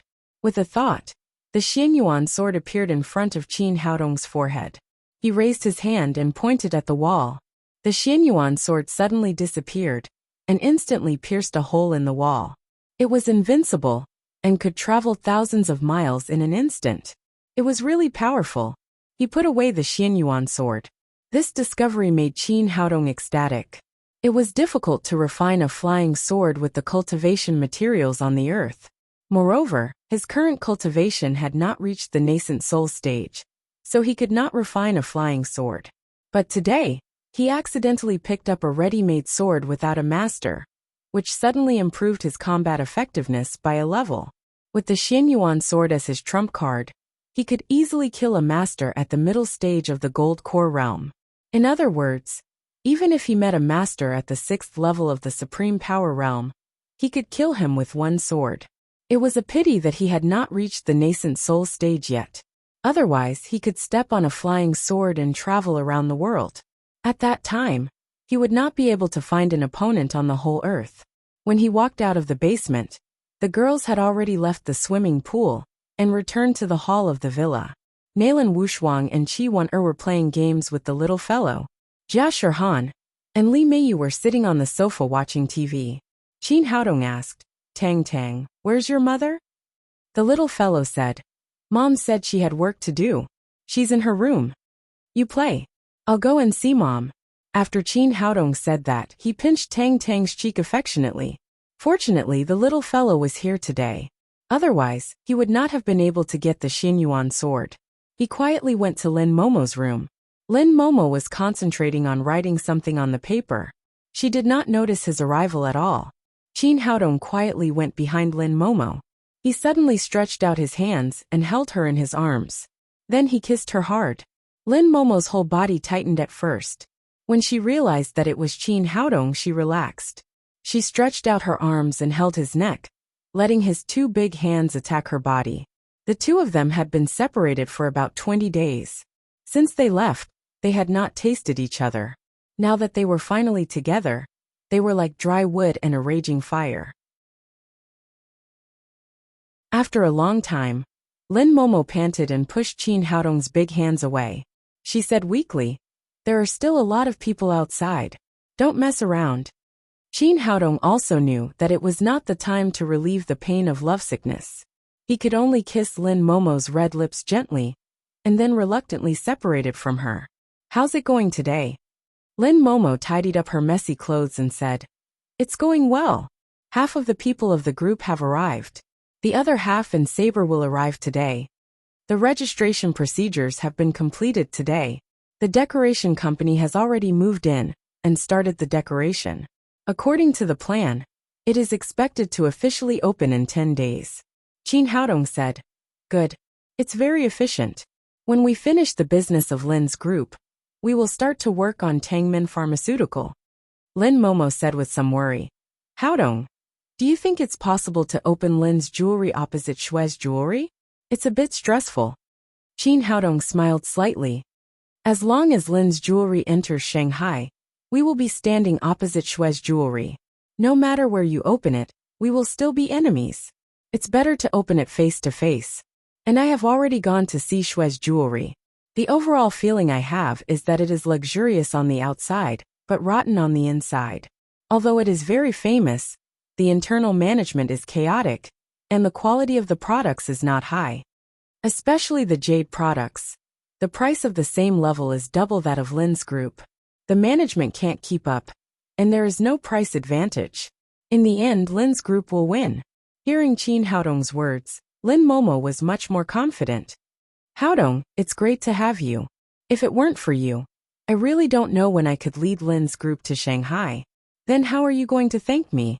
Qin Haodong said with a smirk on his face. He was a little tempted again. At this moment, there was a rush of footsteps outside the door. "Papa, I'm here. I'm sleepy and want to sleep." The little fellow pushed the door open and entered. Qin Haodong picked her up, turned her around a few times, and put her on the bed. He said, "Sleep if you're sleepy." The little fellow took his hand and said, "Papa, I want you to sleep with me, just like when we were at home." Qin Haodong said, "Tang Tang, be good. Papa has something to do. It will be a while before I can come to accompany you and Mama." After comforting the little fellow, he left Lin Momo's room. At this time, the TV in the living room had been turned off, and the living room was silent. Everyone went back to their rooms to sleep. Qin Haodong returned to his room and opened the door. He was shocked to see Li Meiyu in a pink spaghetti-strap nightgown sitting at the head of his bed. Her smooth long legs on the bed exuded a tempting luster. He looked at the decoration of the room and made sure that he had not gone to the wrong place. He asked, "Why are you in my room?" Li Meiyu said with a sullen face, "I haven't asked you yet. Where have you been?" Qin Haodong said, "I went to Sister Lin's room to talk about something." "Talk about what?" Li Meiyu stood up and came to him. She stared into his eyes and asked, "What else can we talk about?" "It's about the Sun family's building," Li Meiyu said. "Why do I feel that the relationship between you is not normal? Sister Momo looks at you differently. Is there something you're hiding from me?" Qin Haodong said with a smile, "You're overthinking it. I'm too handsome. Don't you find that, Sister Wushuang, and want to look at me differently?" Li Meiyu thought it was true. Then she asked, "When are you going to start chasing me?"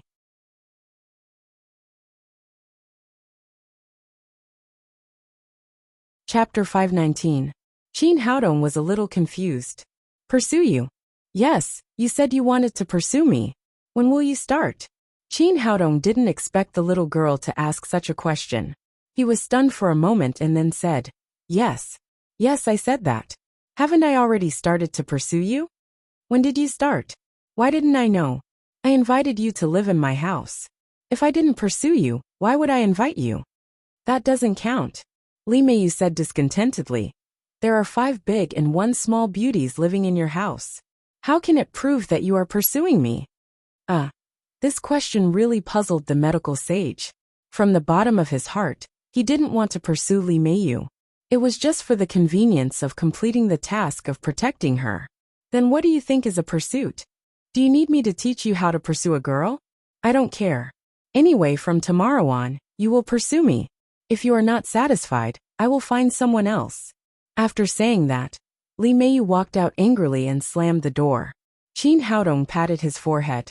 Why did this little girl become so serious? He turned around and said to the window, "Come in. Don't hide." Hee.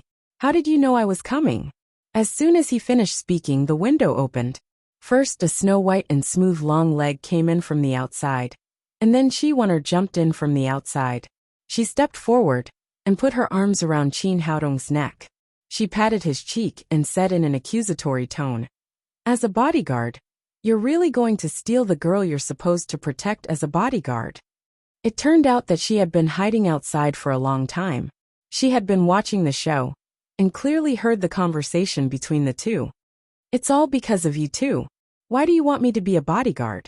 If I don't trick her into coming to my house, who will guard outside the dormitory 24 hours a day?" Qin Haodong complained.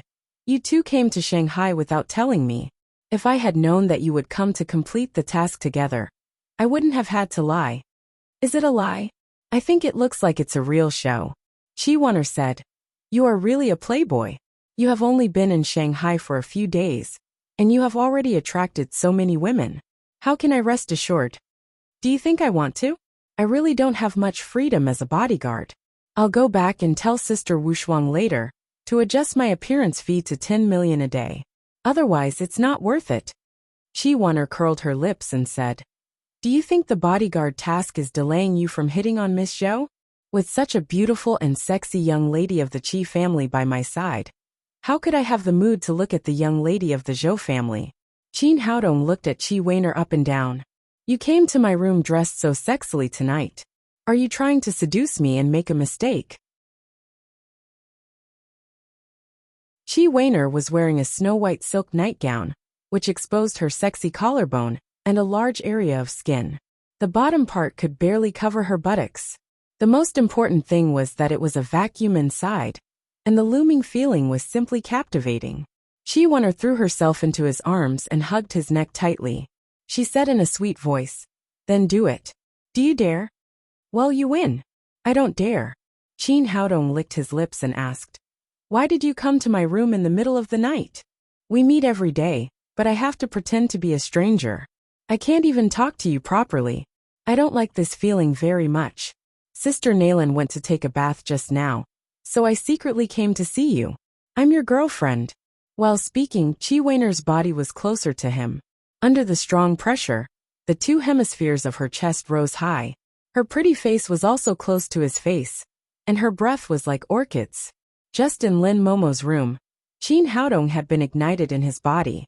It was not easy to suppress it, but now it was aroused again. He smiled bitterly and said, "You little girl, don't play with fire, okay? I'll play with it. What do you think?" Then Chi-Wonner kissed him fiercely. After a long time they separated. Qin Haodong gasped and said, "If you keep doing this, it's easy to draw fire to yourself. Burn me if you can." Chi-Wonner's coquettish eyes seemed to be dripping water.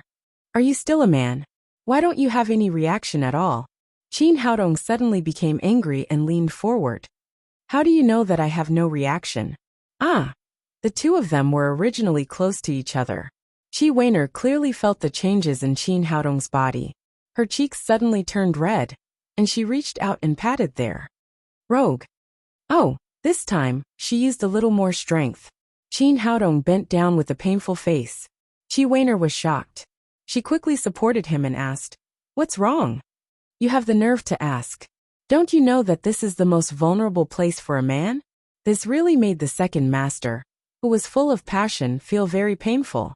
Even if he was a master at the third level of the supreme power realm, this place was still extremely vulnerable, and it was still unguarded. "What should I do? Let me help you rub it," Chi-Wonner said and reached out her hand there again. "You demon, if I don't be a beast, then I'll be worse than a beast." Qin Haodong couldn't control himself anymore. He picked up Chi-Wonner and threw her on the big bed next to him. Then he pounced on her. Qi Weiner had long been deeply in love with Qin Haodong.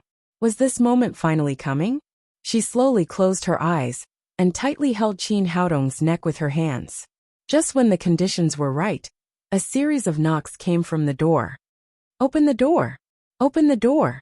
The two of them, who were full of passion, suddenly separated as if they had been electrocuted.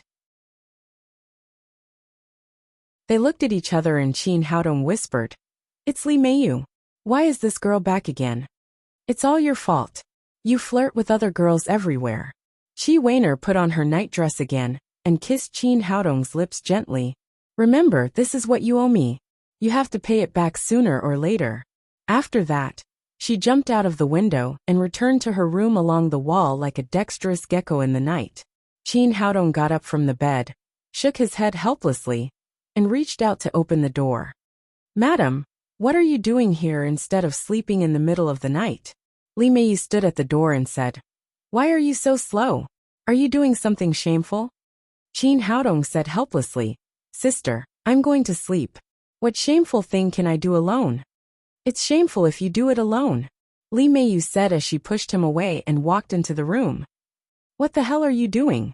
Don't tell me you want to sleep here? In your dreams. I just left my phone here."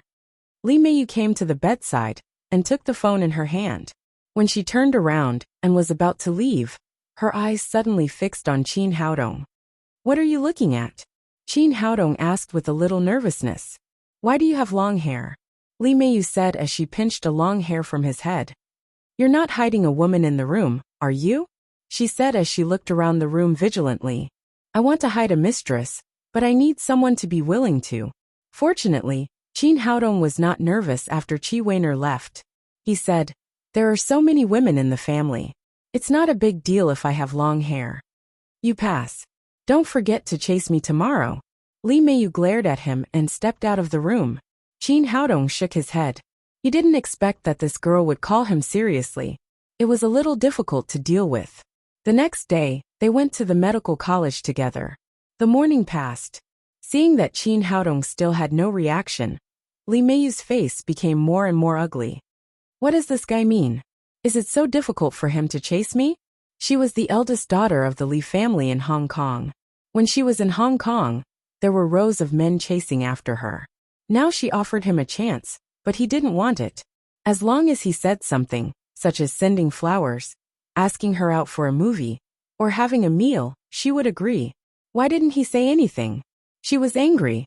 Su Hui said, "Meiyu, let's go for lunch." Every day at noon, they went to the cafeteria together with Nailan Wushuang, Qi Weiner, and the 4 people from dormitory 508.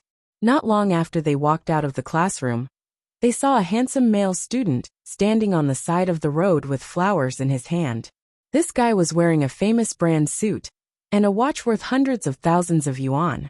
Although he was not as handsome as Qin Haodong, he was still passable. "Isn't this young Master Feng Bowie of our school? Which girl is he going to send flowers to? Oh, another girl is going to suffer. Many beautiful girls have been spoiled by this guy over the years. It's none of your business. He is rich. We poor guys can't compare with him." In the midst of the discussion, many students gathered around, waiting to see which female student Feng Bowie was going to attack. Li Meiyu pouted and kicked the stones on the road as she walked, ignoring the pair of limited edition high-heeled shoes on her feet that were worth more than 100,000 yuan. "What's wrong? You look unhappy," Su Hui asked. "No, I'm fine," Li Meiyu said, her face still gloomy. At this moment, a bouquet of bright roses suddenly appeared in front of her. "Li Meiyu, can we get to know each other?" Li Meiyu raised her head, and Feng Bowie's smiling face appeared in front of her. "Who are you?" "I don't know you," Li Meiyu said angrily. "My name is Feng Bowie. I'm a junior at our medical college. I'm your senior." Feng Bowie handed the bouquet of red roses to Li Meiyu with both hands. "These beautiful flowers are for you. I hope you can accept them." Li Meiyu was going to refuse, but she saw Qin Haodong behind her talking and laughing with Nailan Wushuang and Qi Weiner. She suddenly became angry and took the roses. "Even if you don't chase after me and send me flowers, there are others who will send them to me. I'm not on wood." Feng Bowie didn't know that Li Meiyu took the flowers because she was angry. He was happy. It seemed that a little girl couldn't resist his charm. Meiyu, can I have the honor to have lunch with you? As he said that, a gentlemanly smile appeared on his face. Meiyu, are you crazy? Why do you want flowers from anyone? Su Hui whispered in Li Meiyu's ear, and then said to Feng Bowie, I don't have time. I've already made an appointment with Meiyu to have lunch with her classmates. She grew up in the medical college, and knew Feng Bowie's character very well.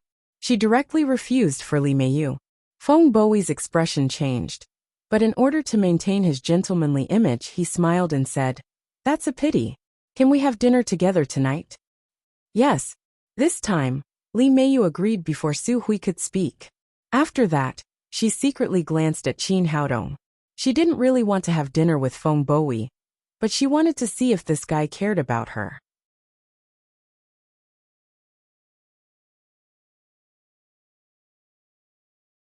Chapter 520. However, she was disappointed. Although Qin Haodong stopped, he was still talking to Nailan Wushuang, and did not pay much attention to her. Seeing that Li Meiyu really agreed, Feng Bowie was overjoyed and said, Well, I'll wait for you at the school gate after school today. See you there. He waved his hand to Li Meiyu, and turned to leave. At this moment he was overjoyed. Although he had slept with countless women over the years, it was the first time that he had slept with such a wonderful girl. He had thought that he would have to pursue her several times, but he did not expect that he would succeed so easily. It's over. Another little sheep has fallen into the wolf's mouth. It's a pity that such a beautiful girl is going to be defiled. Nowadays, the rich are the masters. All the good cabbages are taken by pigs. The students gathered around also dispersed and walked to the cafeteria in front. Su Hui said, Meiyu, how can you agree with him so casually? Do you know him? Li Meiyu said, He is very handsome. Why can't I go since he invited me? After that, she glanced at Qin Haodong again. Su Hui was very smart. How could she not see through Li Meiyu's thoughts? She could not help sighing in her heart. It seemed that she was not the only girl who liked him. At this time, Qin Haodong came over and asked, What's wrong? Who was that just now? Su Hui said, His name is Feng Bowie. He is a famous playboy in our medical college. He changes girlfriends faster than he changes clothes. He just sent flowers to Meiyu, and Meiyu also promised to have dinner with him tonight. Well, let's go to dinner first. Qin Haodong grabbed the bouquet of roses worth thousands of yuan from Li Meiyu's arms, and threw it into the trash can next to him. Hey, why did you throw away my flowers? Although Li Meiyu complained, she was very happy in her heart. It seemed that this guy still cared about her. Qin Haodong did not explain, and directly took her into the cafeteria. Go home tonight and don't go out with that guy. Li Meiyu said, Why do you care about me? Who are you to me? She thought that as long as Qin Haodong said, I'm your boyfriend and you have to listen to me, she would not go and stand Feng Bowie up. But the result disappointed her. Qin Haodong said, That guy is up to no good. It's not safe for you to go there. I don't care. Whether I'm safe or not has nothing to do with you. Li Meiyu shook off Qin Haodong's hand and went into the cafeteria. The whole afternoon passed and Qin Haodong didn't say anything to Li Meiyu, which made her very disappointed. She became more and more nervous when school was about to end. This detestable bastard, why didn't he persuade me? Does he really want me to go out to eat with someone else? Does he really not care at all? She was now in a dilemma. She vowed to go out on a date, but she really didn't want to go. But she couldn't put down her face if she didn't go. It doesn't matter. If you don't chase after me, I'll show you that there are plenty of people chasing after me. When the bell rang, Li Mei walked toward the school gate in a fit of pique. After walking for a while, she felt that someone was following her. She turned around and saw Qin Haodong behind her. Feeling sweet in her heart, she asked, Why are you following me? Didn't we agree to go out to eat? I'll go with you. You don't need my help. Qin Haodong had no choice. After all, this girl was under his protection. He couldn't let her go out alone. She wants to date me. Who are you to me? Why do you want to follow me? Qin Haodong said, I just don't have a place to eat. You can take me with you. I'm your bodyguard. Well, then you can follow me, but don't talk too much. Li Meiyu breathed a sigh of relief. She was very willing to take Qin Haodong with her. On the one hand, she felt safe with this man. On the other hand, she could let Qin Haodong see how others pursued her. It would be too late if she didn't seize the chance. Qin Haodong smiled and followed her out of the school gate. A BMW 7 Series was already parked at the school gate. Feng Bowie was waiting in front of the car with a smile on his face. Seeing Li Meiyu walking out of the school gate, he immediately greeted her. Meiyu, you're here. Then he saw Qin Haodong next to her and asked in surprise, Who is this? Li Meiyu said, He's my classmate Qin Haodong. Is it okay for me to take him with me? It's okay, it's okay. After all, this was his first date with Li Meiyu. It was normal for her to take someone with her. Besides, this guy looked like a bumpkin at first glance.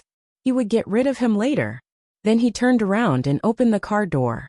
He originally wanted Li Meiyu to sit in the passenger seat, but he didn't expect that Qin Haodong would sit in the back seat, and Li Meiyu would sit in the back seat. Feng Bowie glared at him fiercely. He suppressed the anger in his heart and drove to the front of a 5-star hotel. After parking the car, he walked into the hotel lobby with Qin Haodong. The lobby manager trotted to Feng Bowie and said with a flattering face, Young master, you're here. Feng Bowie nodded and turned to Li Meiyu and said, This 5-star hotel is the property of our Feng family. You can order whatever you want later.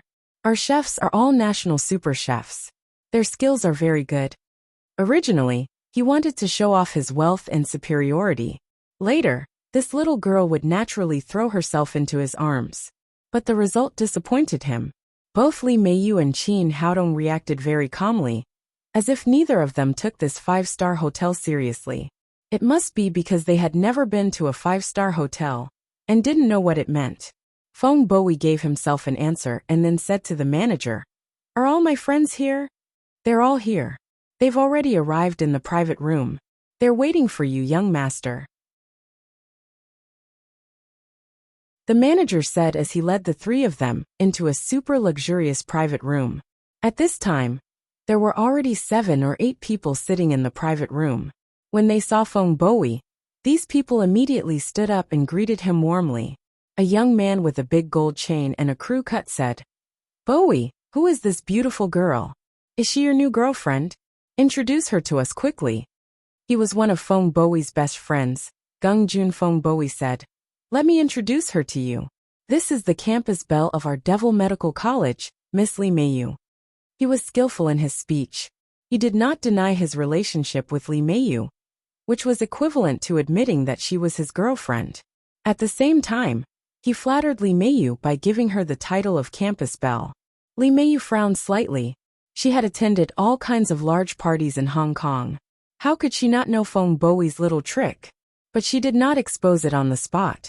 Feng Bowie continued, Meiyu, let me introduce you to my good friends. This is the son of the deputy mayor of Dongqing district. This is the young master of Zhang's group. This is his family's oil industry. After introducing these people one by one, he said, My friends are all famous in Shanghai. As long as you have any problem in Shanghai, you can ask them. There's nothing they can't do. A young man wearing glasses said proudly, Yes, there's nothing we can't do in Shanghai. You can say whatever you want, and they will respect us. He was also one of Feng Bowie's best friends. His name was Zhang Lei. His family was in the steel business, and he had some underworld background. After that, they sat down together. As for Qin Haodong next to them, Feng Bowie deliberately ignored him. In his opinion, in this kind of atmosphere, as long as Qin Haodong was sensible, he would take the initiative to leave. Qin Haodong did not care about these people at all. His purpose was to protect Li Meiyu. As for these lowly people, he did not care about them at all. These people's attention was focused on Li Meiyu. They kept showing off the superiority of their small circle and praised Feng Bowie to the sky. Feng Bowie had a complacent look on his face. These friends of his were still very tactful and knew when to say what to say. But there was something that made him dissatisfied. Li Meiyu's attention was not on him at all. From time to time, she looked at the toy boy next to him. Li Meiyu was also very unhappy. This guy seemed to really come to eat. All his attention was on the food in front of him. He did not stop eating, and did not even look at her. During the meal, most of the food went into Qin Haodong's stomach. He ordered a total of 5 bottles of Bordeaux red wine, and he drank 3 of them. Although Feng Boi's friends kept bringing up the topic, Li Meiyu was not in a good mood, so the atmosphere of the meal was always a little lacking. Seeing that he had spent tens of thousands of yuan on the meal, but he did not even touch the beauty's little hand, of course, he was not willing to let it go. He said, "Meiyu, how about going to KTV and singing together?" Gung Jun also said, "That's a good suggestion. Mr. Feng's singing is very good, even better than professional singers. We haven't heard it for a long time." Zhang Lei said, "Let's go to the Wild Wolf KTV in the West District. The sound equipment there is excellent." Li Meiyu hesitated for a moment. She did not want to go with these people, but when she saw Qin Haodong's indifferent look, she felt resentful. "I'll go with them. Let's see if you care about me." Thinking of this, she nodded to Feng Boi. Seeing that Li Meiyu agreed, Feng Boi was very happy, but he felt that Qin Haodong was an eyesore. "Meiyu, your friend is full. There are not many seats in the car. Should he not go with us?" Li Meiyu's purpose was to make Qin Haodong jealous of her. How could she let him go? She said, "No, if he doesn't go, I won't go either." Seeing that Li Meiyu was so determined, Gung Jun hurriedly said, "Let's go together. The more people, the merrier. There are still seats in my car." Zhang Lei also said, "Yes, the merrier. I'll call some little girls now, and then we can have fun as much as we want." Although Feng Boi was very unwilling, he had no choice but to take Qin Haodong with him. Half an hour later, they arrived at the Wild Wolf KTV in the West District. At this time, the nightlife in Shanghai had just begun, and the KTV was brightly lit. Walking into the KTV hall, they saw a row of princesses in uniforms and stockings, standing on both sides of the hall. They were fair-skinned, beautiful, and had long legs. Most of them were part-time female students from nearby schools. When they saw the guests, they bowed and greeted them together. When the lobby manager saw Feng Boi, he immediately came up to him and said, "Master Feng, welcome." Feng Boi nodded and said proudly, "I brought a few friends here today. Let's have some fun. Give us the best #1 private room." The manager was very familiar with Feng Boi. He smiled apologetically and said, "I'm sorry, Master Feng. Brother Wolf has used #1 private room today. Why don't you go to #2 private room?"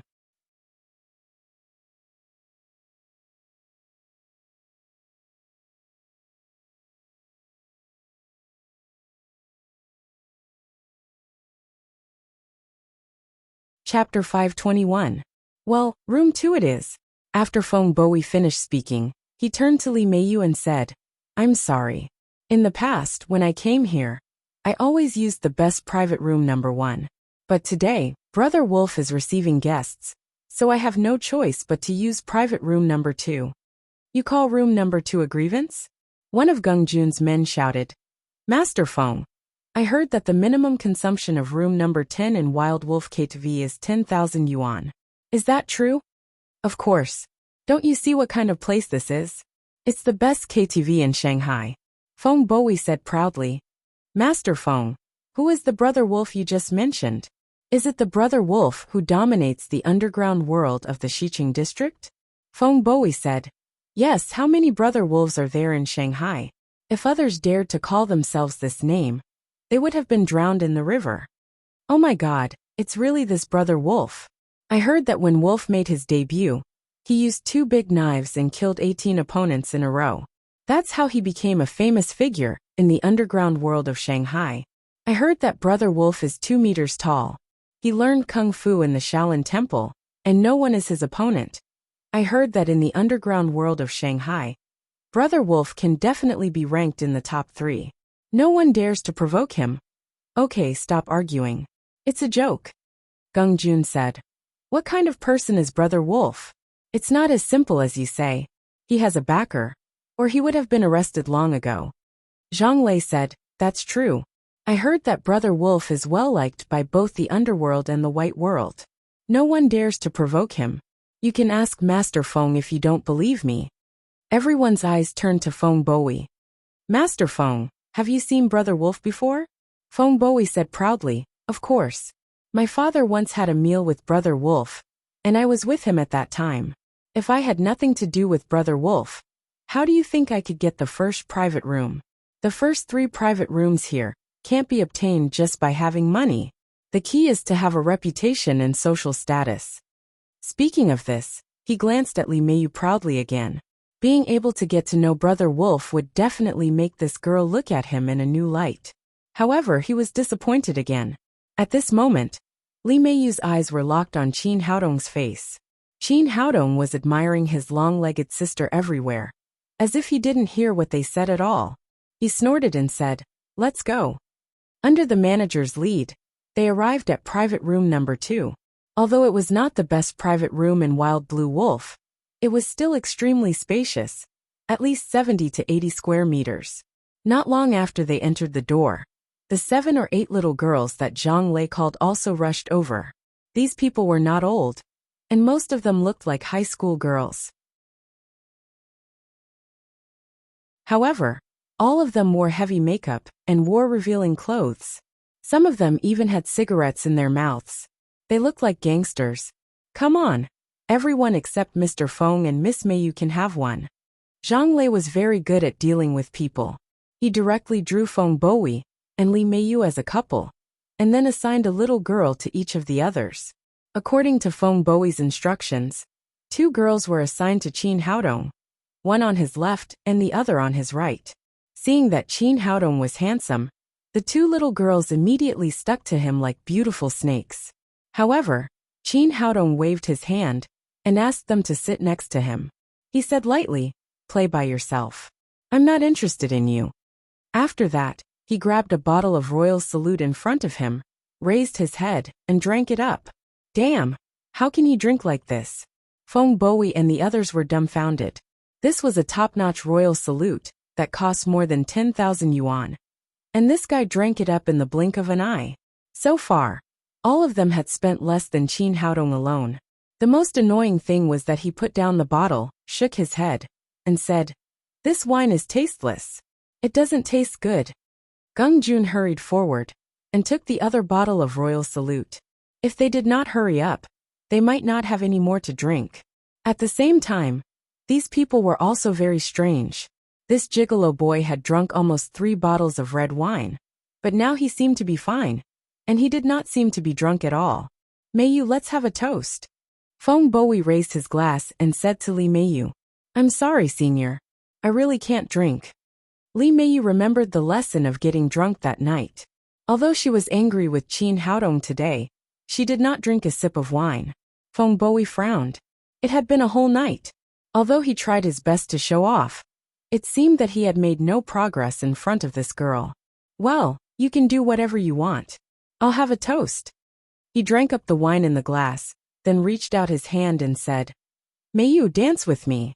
You can't refuse this time, can you?" Well, Li Meiyu had long known that this guy was not kind to her. If she danced with him in this dark environment, she would inevitably be taken advantage of by him. However, it would be a little unreasonable if she did not dance with him. After all, he had invited her to dinner and karaoke tonight. Suddenly, she thought of something and said, "Senior, I'm sorry. I have to go to the bathroom first." Then she hurried out of the private room and went to the bathroom. Looking at her back, Feng Bowie's eyes flashed with a touch of anger. "Little girl, let's see if you can run away from me." Li Meiyu hid in the bathroom for a while. She could not stay here forever. She washed her hands and went back to the private room. However, before she reached the door of the private room, a fat drunkard came toward her. The drunkard was a big fat man, who weighed more than 100 kilograms. He was drunk, but when he saw Li Meiyu, his eyes lit up, and he reached out to block her way. "Little girl, accompany me tonight. How much is it for one night?" Li Meiyu did not expect that she would be treated as a prostitute. She frowned and said angrily, "Damn fat pig, get out of my way. You be *tch, how dare you scold me? I'm going to *ck you today." As the drunkard spoke, he suddenly rushed at Li Meiyu. Li Meiyu quickly dodged to the side, but it was not very convenient for her to move in high heels. Although she dodged, the drunkard grabbed her arm and held her in his arms. Li Meiyu suddenly panicked and hurriedly shouted, "Qin Haodong, help!" Qin Haodong was sitting in the private room drinking. Although the KTV was extremely noisy, his sixth senses were so sharp that he immediately heard Li Meiyu's cry for help. He kicked the door open and rushed out in an instant. At this time, Feng Bowie also heard Li Meiyu's cry for help, so he rushed out immediately. At this time, Li Meiyu struggled to break free from the drunkard and nervously hid behind Qin Haodong. Although Qin Haodong and the others came out, the drunkard did not intend to give up at all. He staggered over and shouted as he walked, "Little girl, you can't run away today. I'm going to F*CK you." Feng Bowie's eyes lit up. It seemed like God wanted to help him by giving him a chance to be a hero and save the damsel in distress. Thinking of this, he did not hesitate at all. He rushed forward and kicked the drunkard's stomach hard. Seeing that he had kicked the drunkard, Gung Jun, Zhang Lei and the others naturally did not hesitate. They rushed up together and punched and kicked the drunkard. Seeing that the fight was almost over, Feng Bowie asked the others to step aside. He stepped forward and said to the drunkard, "Boy, keep your eyes open in the future. There are some people you can't afford to offend." The drunkard's nose and mouth were bleeding, but he was half sober. He struggled to get up from the ground, pointed at Feng Bowie and said angrily, "Boy, how dare you hit me? Wait and see." "Ha ha ha ha." Feng Bowie laughed arrogantly and said, "It's really interesting. How dare you yell at me in Shanghai? My name is Feng Bowie, and I'm in VIP room number 2. If you have the guts, come and find me. I'll take on both sides." After that, he spat at the drunkard and then went back to the room with his people. He looked like a general who had won a battle. After returning to the room, he asked Li Meiyu, "Meiyu, are you okay?" "I'm fine." Li Meiyu shook her head. She regretted coming out today. "That's good.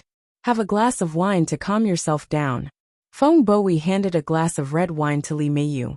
Finally, he drank up the wine in his glass. At this time, his friends all surrounded him and said, "Master Feng, you were so fierce just now. Young Master Feng, you were really too fierce just now. That kick almost made that fatty faint." "Of course. Don't you know who Master Feng is? There is no one in Shanghai that Master Feng doesn't dare to beat." These people were all flattering him. But there was also a relatively timid person who asked, "Master Feng, do you think that guy will come back to make trouble for us?" Gung Jun said, "What are you talking about? Don't you know who Master Feng is? That guy is just bluffing. How can he really dare to come back? Otherwise, Master Feng will break his legs." Feng Bowie said, "Xiaojun is right. Based on my relationship with Brother Wolf, who dares to come here to make trouble for me?" Zhang Lei also said, "That's right. Whoever dares to make trouble for Master Feng must be tired of living. Come on, let's cheer for Master Feng's bravery together. Cheers." Then, these people raised their glasses and drank up. In the private room next door, a middle-aged man with tattoos was sitting on the sofa and drinking red wine. Behind him stood a coquettish woman, who kept massaging his shoulders with her hands. There were also 2 beautiful women in revealing clothes in front of him. They were massaging his legs, and there were more than a dozen tough-looking gangsters standing next to them. Even the ancient emperors could not compare to them. "Brother Wolf, have a grape. It's so sweet." Another woman next to him brought a peeled grape to Wolf. Song Lang opened its mouth and ate the grape.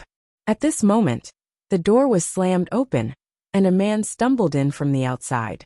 It was the drunkard who had just been beaten up. Looking at the drunkard with blood all over his face, Wolf's face suddenly sank.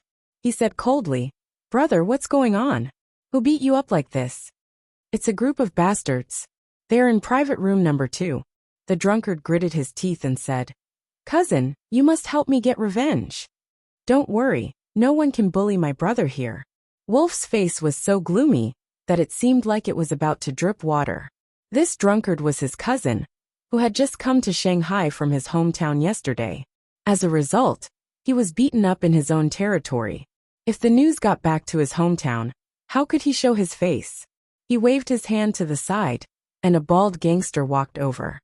"Brother Wolf, do you want me to teach those bastards a lesson?" Wolf said with a sinister expression. No need. Go and bring those people here. I want to see who has 3 heads and 6 arms and dares to behave atrociously in my territory. Okay, Brother Wolf, I'll go now. After saying that, the bald guy rushed out of the private room with his men. In private room number 2, Feng Bowie and the others had just put down their wine glasses when they heard the door being kicked open. Then a big bald guy rushed in with his men.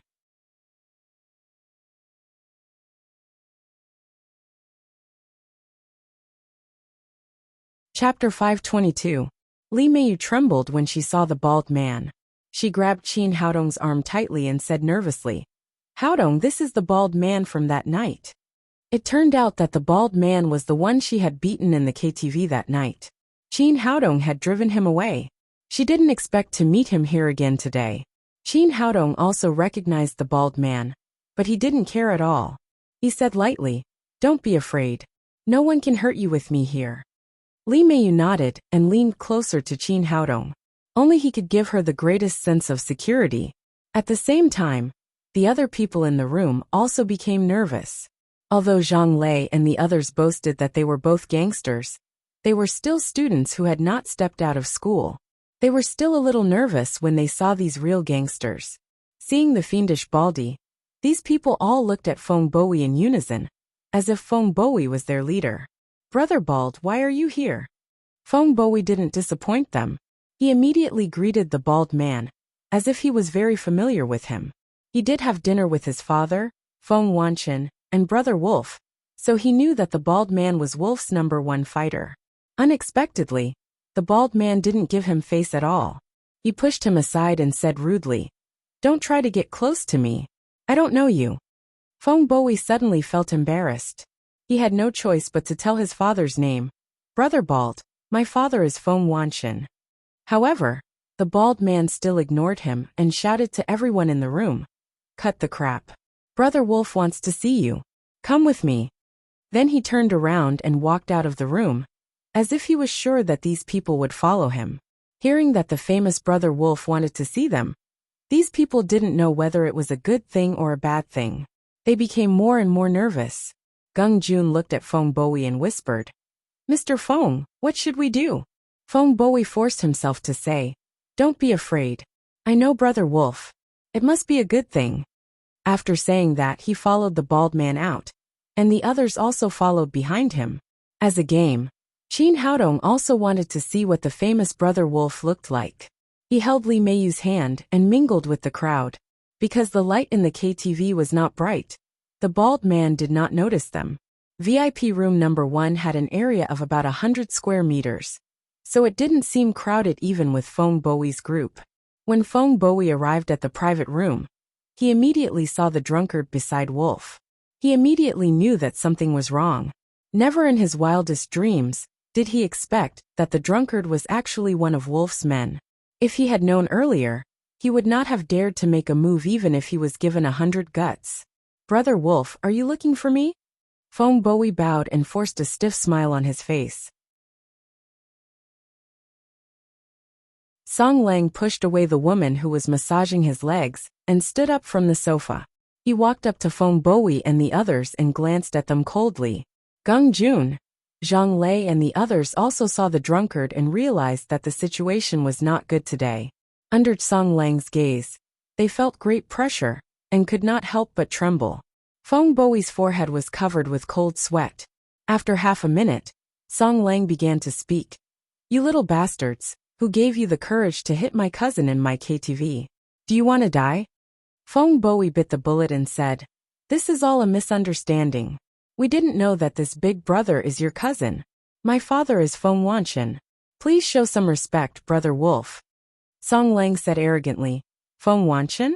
How dare a shabby restaurant owner ask for respect from me? Feng Bowie saw that his father's name did not work, so he quickly said nervously, Brother Wolf, this is really a misunderstanding. How much does this big brother need for medical fees? We'll pay for it. Pay for it? Song Lang sneered. Do I look like someone who lacks money? You've slapped my face today. No amount of money can buy that. He turned around and said to the drunkard, Cousin, you can do whatever you want with these people today, as long as you don't kill them. Thank you, cousin. After the drunkard said that, he walked up to Feng Bowie and the others and shouted arrogantly, "Little bastards, weren't you arrogant in front of me? Didn't you say that you can take advantage of both sides? Why don't you pretend now? I'm going to kill you today." Feng Bowie and the others were so nervous that they trembled. They did not know what vicious means the drunkard would use to deal with them. The fat man was obviously the kind of person who would take revenge. He pointed at them and shouted arrogantly, "Little bastards, how dare you hit me? Kneel down. Brother, let's talk this out. How much do you want to pay for it? We'll pay, okay?" In the end, Feng Bowie still couldn't let go of his pride.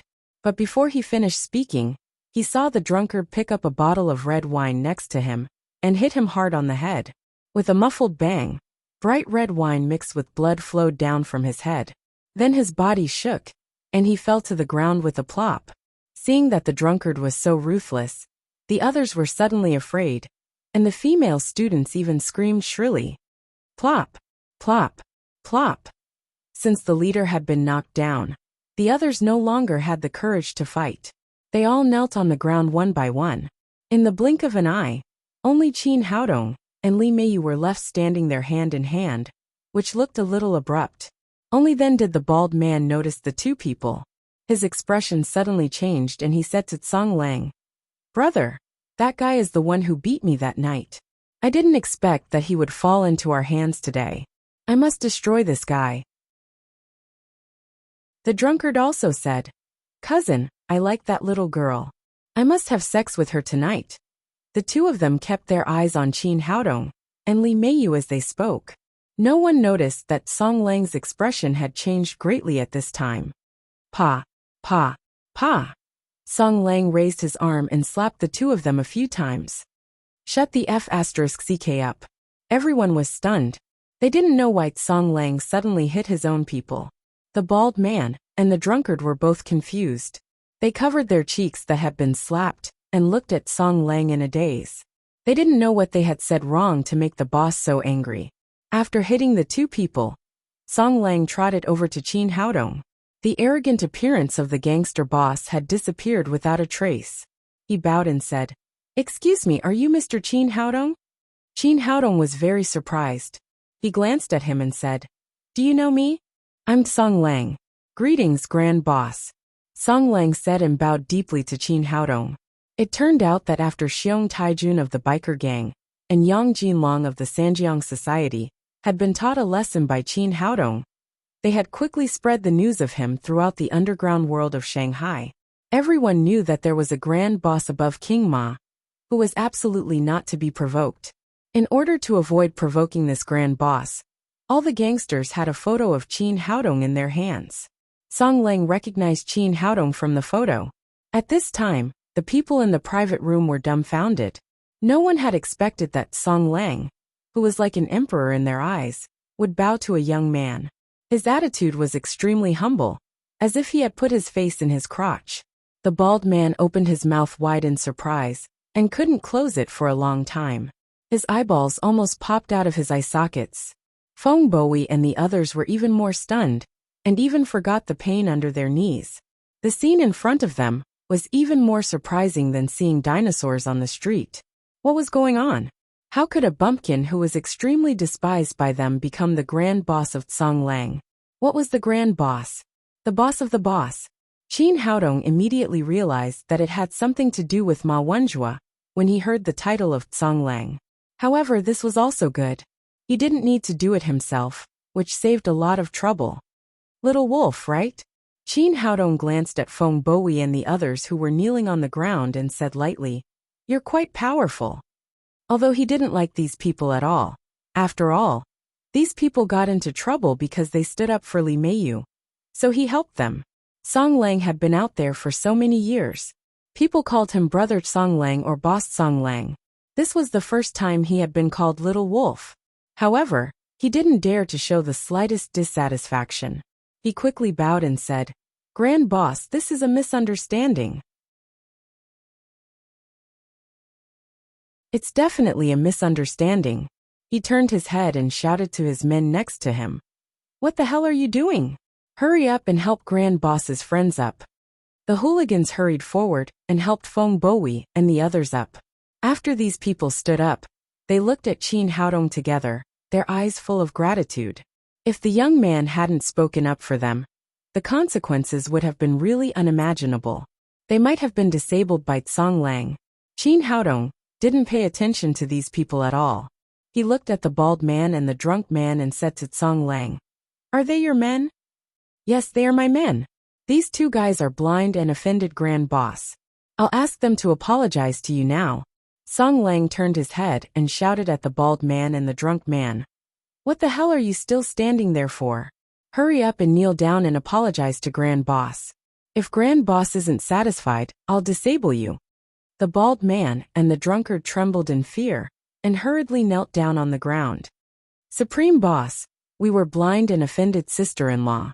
You and sister-in-law, please forgive us and let us off this time." The two men knew that they had provoked a big shot this time. If they didn't come up with something, it would be difficult for them to get away with it. After that, they raised their hands and slapped their faces loudly. Qin Haodong turned his head to look at Li Meiyu and said, "How do you want to deal with these two people?" Li Meiyu looked at the two people kneeling in front of her. Although these two guys were very annoying, she felt comfortable from the bottom of her heart when they called her sister-in-law. "Forget it. That's it. Let them scram." Tsang Lang yelled. "Did you hear that? Sister-in-law asked you to get out." "Thank you, Grand Boss." "Thank you, sister-in-law." The two were grateful and thanked them again and again. They got up from the ground and ran out of the private room. "Grand Boss, we really deserve to die for offending you and sister-in-law today. Here's 1 million. Don't think it's too little. Please give it to you and sister-in-law to calm down." As Tsang Lang spoke, he handed a check of 1 million yuan to Qin Haodong. Qin Haodong raised his hand to take it and put it in his pocket without looking at it. "Today's matter is over. Keep an eye on your men in the future." After that, he took Li Meiyu out of the private room. Seeing that they had finally passed today, Tsang Lang breathed a long sigh of relief. Fortunately, Grand Boss didn't pursue the matter. Otherwise, if King Ma knew that he had offended Grand Boss, he would directly break his bones and smash his KTV. He wouldn't be able to stand in the underworld in the future. In contrast, taking out 1 million yuan was simply a small amount of money.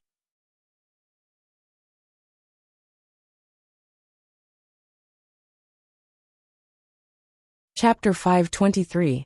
Great Boss, where are you going? Do you want me to send you a car? Wolf followed Qin Haodong and said with a flattering face, "No need.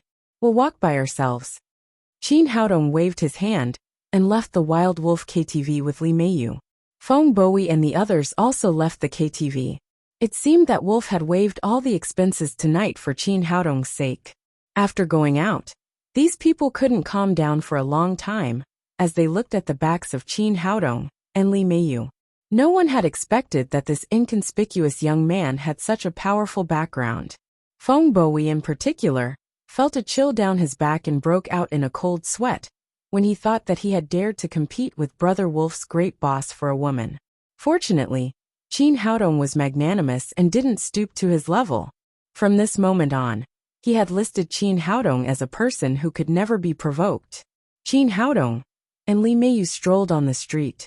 Li Meiyu turned her head to look at him and asked, "What do you do? Are you a gangster?" Qin Haodong smiled and said, "Do you think so?" Li Meiyu shook her head and said, "I don't think so. But why is Wolf so afraid of you?" "He's afraid of me because of a friend of mine. It has nothing to do with me." Qin Haodong didn't want to continue this topic and said, "Don't go out with others casually in the future. You saw how dangerous it was today. If I hadn't followed you, you would have been in big trouble." Li Meiyu didn't speak, but she knew very well that if Qin Haodong hadn't been there today, she would have been raped by Wolf. She couldn't count on Feng Bowie and the others, but she still said angrily, "Why didn't you pursue me?" Qin Haodong said helplessly, "We're still students. You have to give me some time. I've always been a slow person to warm up." Li Meiyu stopped, stared at Qin Haodong and said, "Are you sure you like me? You're so beautiful. Anyone would like you. Don't play dumb with me. I'm just asking if you like me." Me too. So do you like me? Qin Haodong nodded. Li Meiyu said. Then kiss me. This.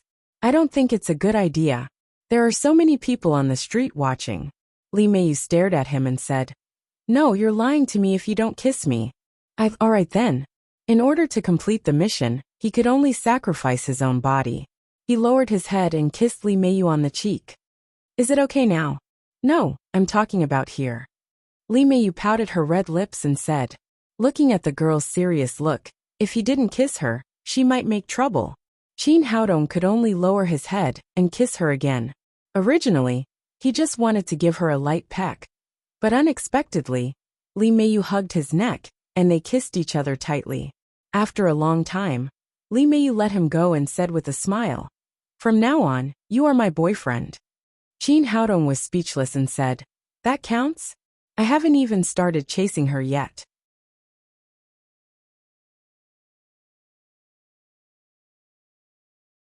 Li Meiyu smiled and said, There's no need. I've already agreed. Qin Haodong could only pray that the task would end soon. Otherwise, it would be troublesome if it continued like this. The next day, Qin Haodong continued to go to school with the beauties. As soon as he sat down in his seat, Ji Fubao came over mysteriously and said, Boss, let me show you something good. What is it? Qin Haodong asked. Ji Fubao took out a piece of A4 paper from his pocket and handed it to him. This is the latest list of the top 10 campus belles on our school forum. Sister-in-law is on the list. The top 10 campus belles. Interesting. When Qin Haodong was studying at Jiangnan Medical College, the school had also selected the campus belles.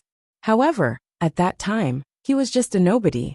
The distance between him and the campus belles was too big, so he could only look at them from a distance. Then, he took the A4 paper from Ji Fubao's hand and stared at it. He had thought that Nailan Wushuang and Qi Wen'er would definitely be at the top of the list with their outstanding appearances. He didn't expect that the first place was not their names, but a girl named Feng Wu.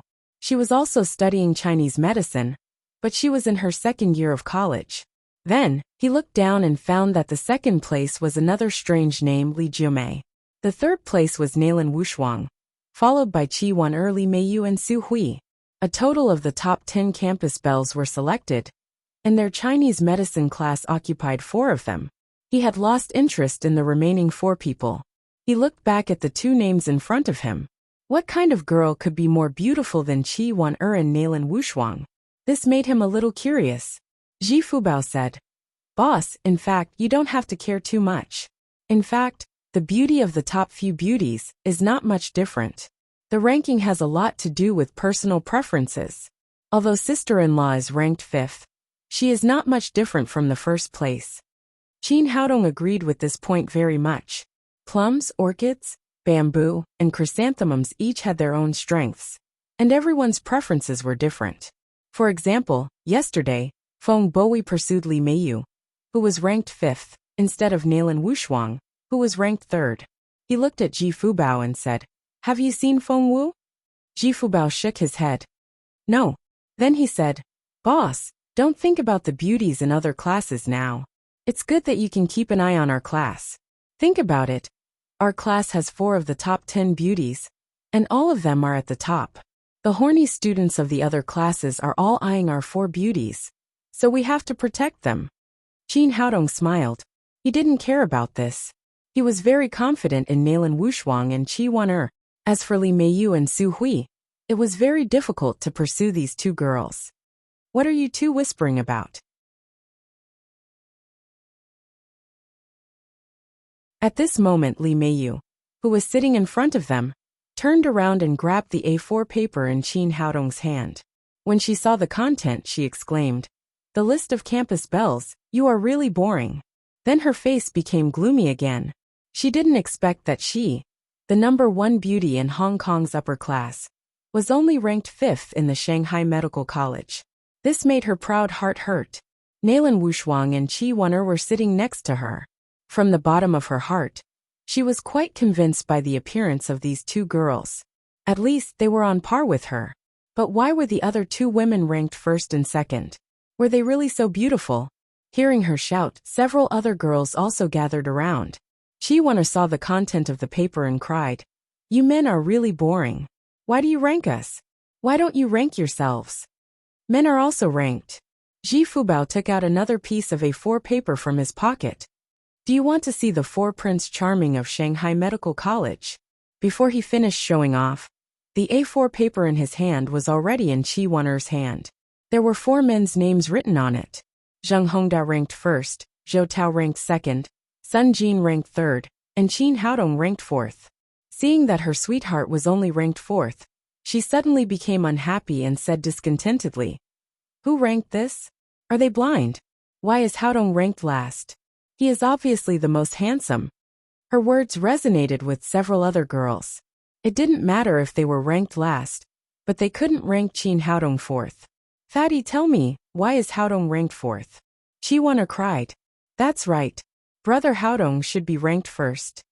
Even Su Hui, who was indifferent to fame and fortune, couldn't help but feel indignant for Qin Haodong. "Beauties, I didn't rank this. You can't argue with me. If I were to rank, the boss would definitely be first." Facing the attacks of the 4 beauties, Ji Fubao had a bitter expression on his face. In fact, the ranking of the Prince Charming is not only based on individuals. There are also many factors mixed in. The top 3 people are the children of the 3 great families in Shanghai, while the boss doesn't have much background. It's not easy for him to rank fourth. All right, don't quarrel. Class is about to start." Qin Haodong hurriedly comforted the girls. As Emperor Greenwood, who dominated the cultivation world, and the dream lover of countless fairies and saintesses, how could he care about the name of the Prince Charming? This matter was over, but the 2 lists that Ji Fubao took out quickly spread throughout the class. Everyone knew the ranking of the top 10 campus belles, and the ranking of the 4 campus Prince Charming. At noon, everyone still went to the cafeteria to eat together. As soon as they walked to the place where Feng Bowie had appeared yesterday, they were surprised to see 2 large groups of roses lined up in the middle of the road. There were about 1,000 roses. The red roses were arranged in the shape of 2 hearts, and the word Wushuang was written in the middle of the hearts with yellow roses. In front of the roses stood a handsome young man. What was different was that he was not wearing a suit and leather shoes, but a traditional Huaxia martial arts suit. Shanghai Medical College was a very open university. After entering the university, everyone was an adult, so the school did not restrict things like love. They even showed extreme tolerance. Because of this, many men and women had gathered around to watch the fun. "This is Zhou Tao, one of the 4 Prince Charming on campus. What is he doing here? Is he going to confess to a girl? Wow, it's so creative. If he pursued me, I would marry him immediately and give birth to a lot of monkeys for him. Didn't you see the word Wushuang written in the middle of the roses? He is the Prince Charming of our school, the young master of the Zhou family. How could he like you? Young Master Zhou is the top student in the school, and the president of the martial arts club. Why is such a talented person not pursuing me? My heart is going to break." Chi Wan'er's eyes were sharp. She saw the 2 words on the roses from a distance. She held Nalan Wushuang's arm and said with a smile, "Sister Wushuang, this seems to be your pursuer. He made so many flowers. It seems that he is very attentive. Do you want to think about it?" Nalan Wushuang rolled her eyes at her and said, "Think about what? Think about whether to give you away or not." Chi Wan'er said with a smile, "He is pursuing you. He won't accept me even if he gives me away." Nalan Wushuang grabbed her under the arm, then bypassed the roses and continued to walk forward. "Wushuang, wait a minute. Don't go." Zhou Tao had also seen Nalan Wushuang. He hurried to her and opened his arms to block her way. Nalan Wushuang frowned and said in a cold voice, "Who are you? What can I do for you?" Zhou Tao's eyes were burning and he said solemnly, "Nalan Wushuang, my name is Zhou Tao. I was fascinated by you the first time I saw you. You are the goddess in my heart. I carefully prepared these flowers for you. Can you give me a chance to pursue you?"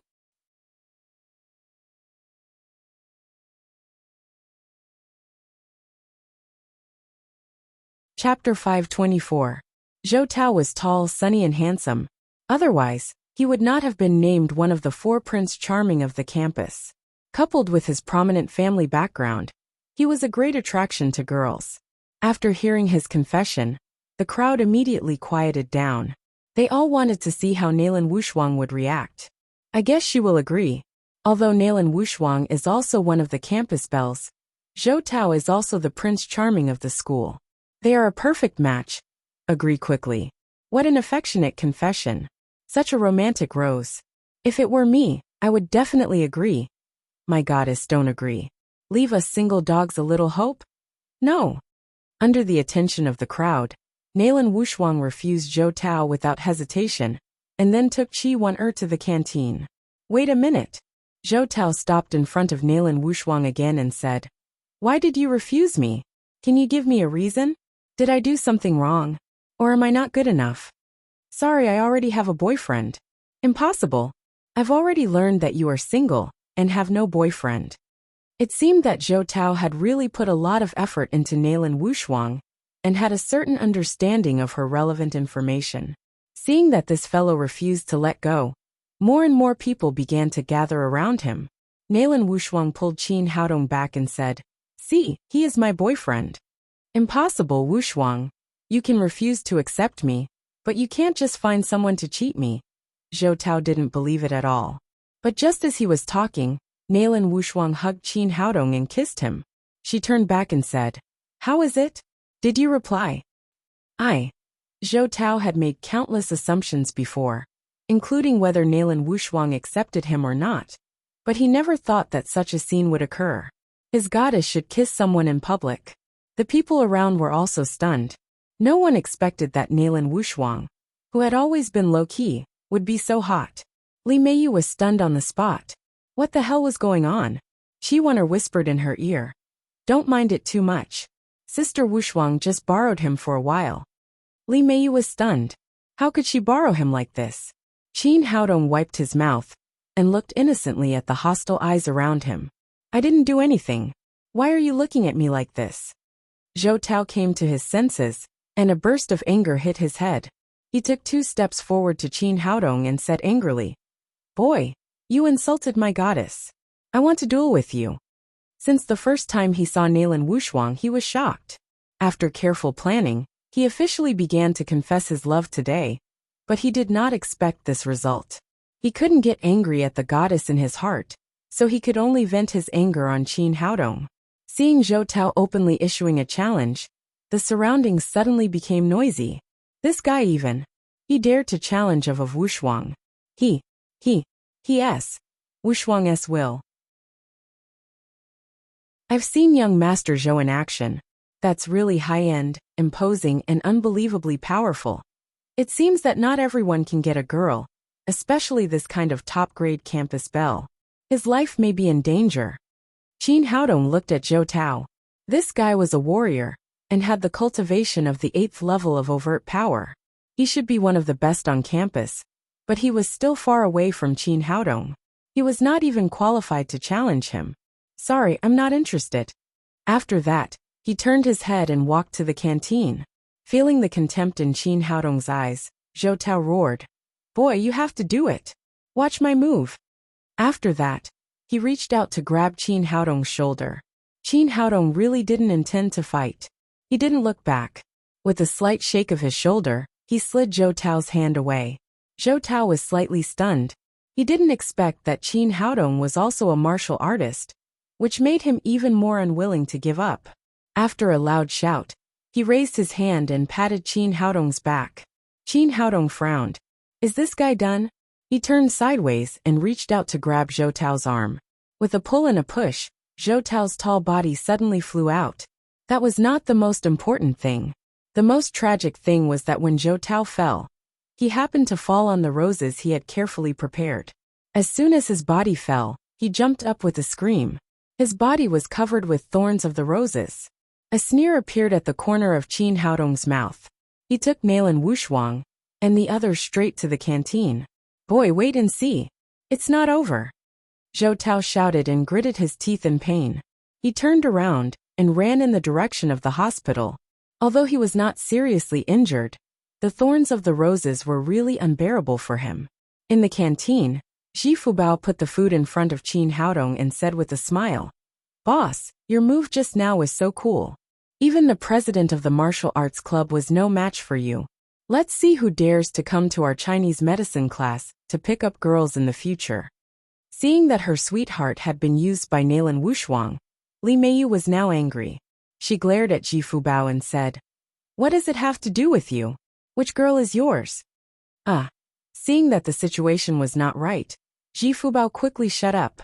In order to ease the embarrassment of the fat brother, Tian Buoguang said, "Boss, I heard that Zhou Tao is not an ordinary person. I guess this matter is not over. He will make trouble for you."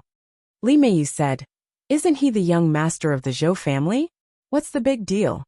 Tian Buoguang said, "Although Zhou Tao is the young master of the Zhou family, he has never used the power of the Zhou family. I heard that his master is very powerful. He is one of the best masters in Shanghai." Ji Fubao said, "No matter how powerful he is, what can he do? I guess he is no match for you." He now had a kind of blind worship for Qin Haodong. Even if someone told him that Qin Haodong was the best master in the world, he would not doubt it. "Well, let's eat." Qin Haodong did not take this little thing to heart. Zhou Tao's cultivation was at the 8th level of the overt power, and his master was at most a master of the covert power. After dinner, everyone went back to the classroom to continue the class. The bell of the last class rang, and the day's class was over. Qin Haodong and the others were about to go out, but they found Zhou Tao at the door of the classroom. This guy had just pulled out the rose thorns on his body and applied the purple potion. He looked white and purple, which was very funny. He looked at Qin Haodong with a gloomy expression and said, "Boy, my master asked you to meet him at the back mountain of the school. Do you dare to go?" Qin Haodong smiled slightly. It was true that the master came after he beat the disciple. However, since the other party came openly, he had to accept it. "Okay, lead the way." He asked Nalan Wushuang and Qi Wen'er to take Li Meiyu home first. The three girls knew his skills, so they were not worried. They left the Shanghai Medical College together. Qin Haodong followed Zhou Tao and walked to the back mountain of the school. The area of Shanghai Medical College was very large. Behind it was a towering mountain with a nice name called Gentleman's Mountain. It was said that it was the highest point of Shanghai City. Half of the scenery of Shanghai City could be seen from here. They came to the top of the mountain. There was an open space here. Because of its high position, there was no one around. It was quiet. A tall figure in black was standing on the top of the mountain with his hands behind his back. He seemed to be enjoying the scenery in the distance. Seeing this person in Qin Haodong, his heart slightly moved. He originally thought that Zhou Tao's master was at most a master of covert power. He didn't expect that he had reached the realm of supreme power. Zhou Tao trotted all the way to the back of the man and said respectfully, "Master, I've brought him here." After that, he turned around and said, "Boy, you bully me because of your skills, don't you? Now let's see how arrogant you are. No matter how powerful you are, can you be more powerful than my master?" This guy had been taught a lesson by Qin Haodong and was covered with rose thorns. His heart was full of anger. Now he had found his master and was determined to teach the guy in front of him a lesson. "Young man, my disciple can't beat you because he is not skilled enough. But it's wrong for you to make him have rose thorns all over his body. Isn't this a humiliation?" Zhou Tao's master turned around as he spoke. When he saw Qin Haodong's appearance, he was suddenly stunned and couldn't say a word. "Master, you must uphold justice for me. Teach this brat a good lesson." Zhou Tao didn't notice the change in his master's expression. He was slapped on the back of the head by the man before he finished speaking.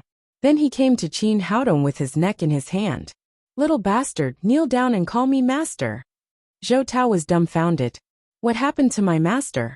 Even if he couldn't beat Qin Haodong, he shouldn't be scared like this, right? "Master, I..."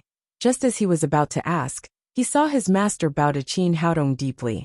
"Disciple Lei Bao greets you, master." It turned out that Zhou Tao's master was Lei Bao, who had wanted to be Qin Haodong's disciple. At that time, Qin Haodong helped him break through the threshold of the supreme power realm, but he didn't accept him as a disciple. However, Lei Bao had always treated Qin Haodong as a disciple and was extremely respectful. Today, he was dragged to Gentleman Mountain by Zhou Tao.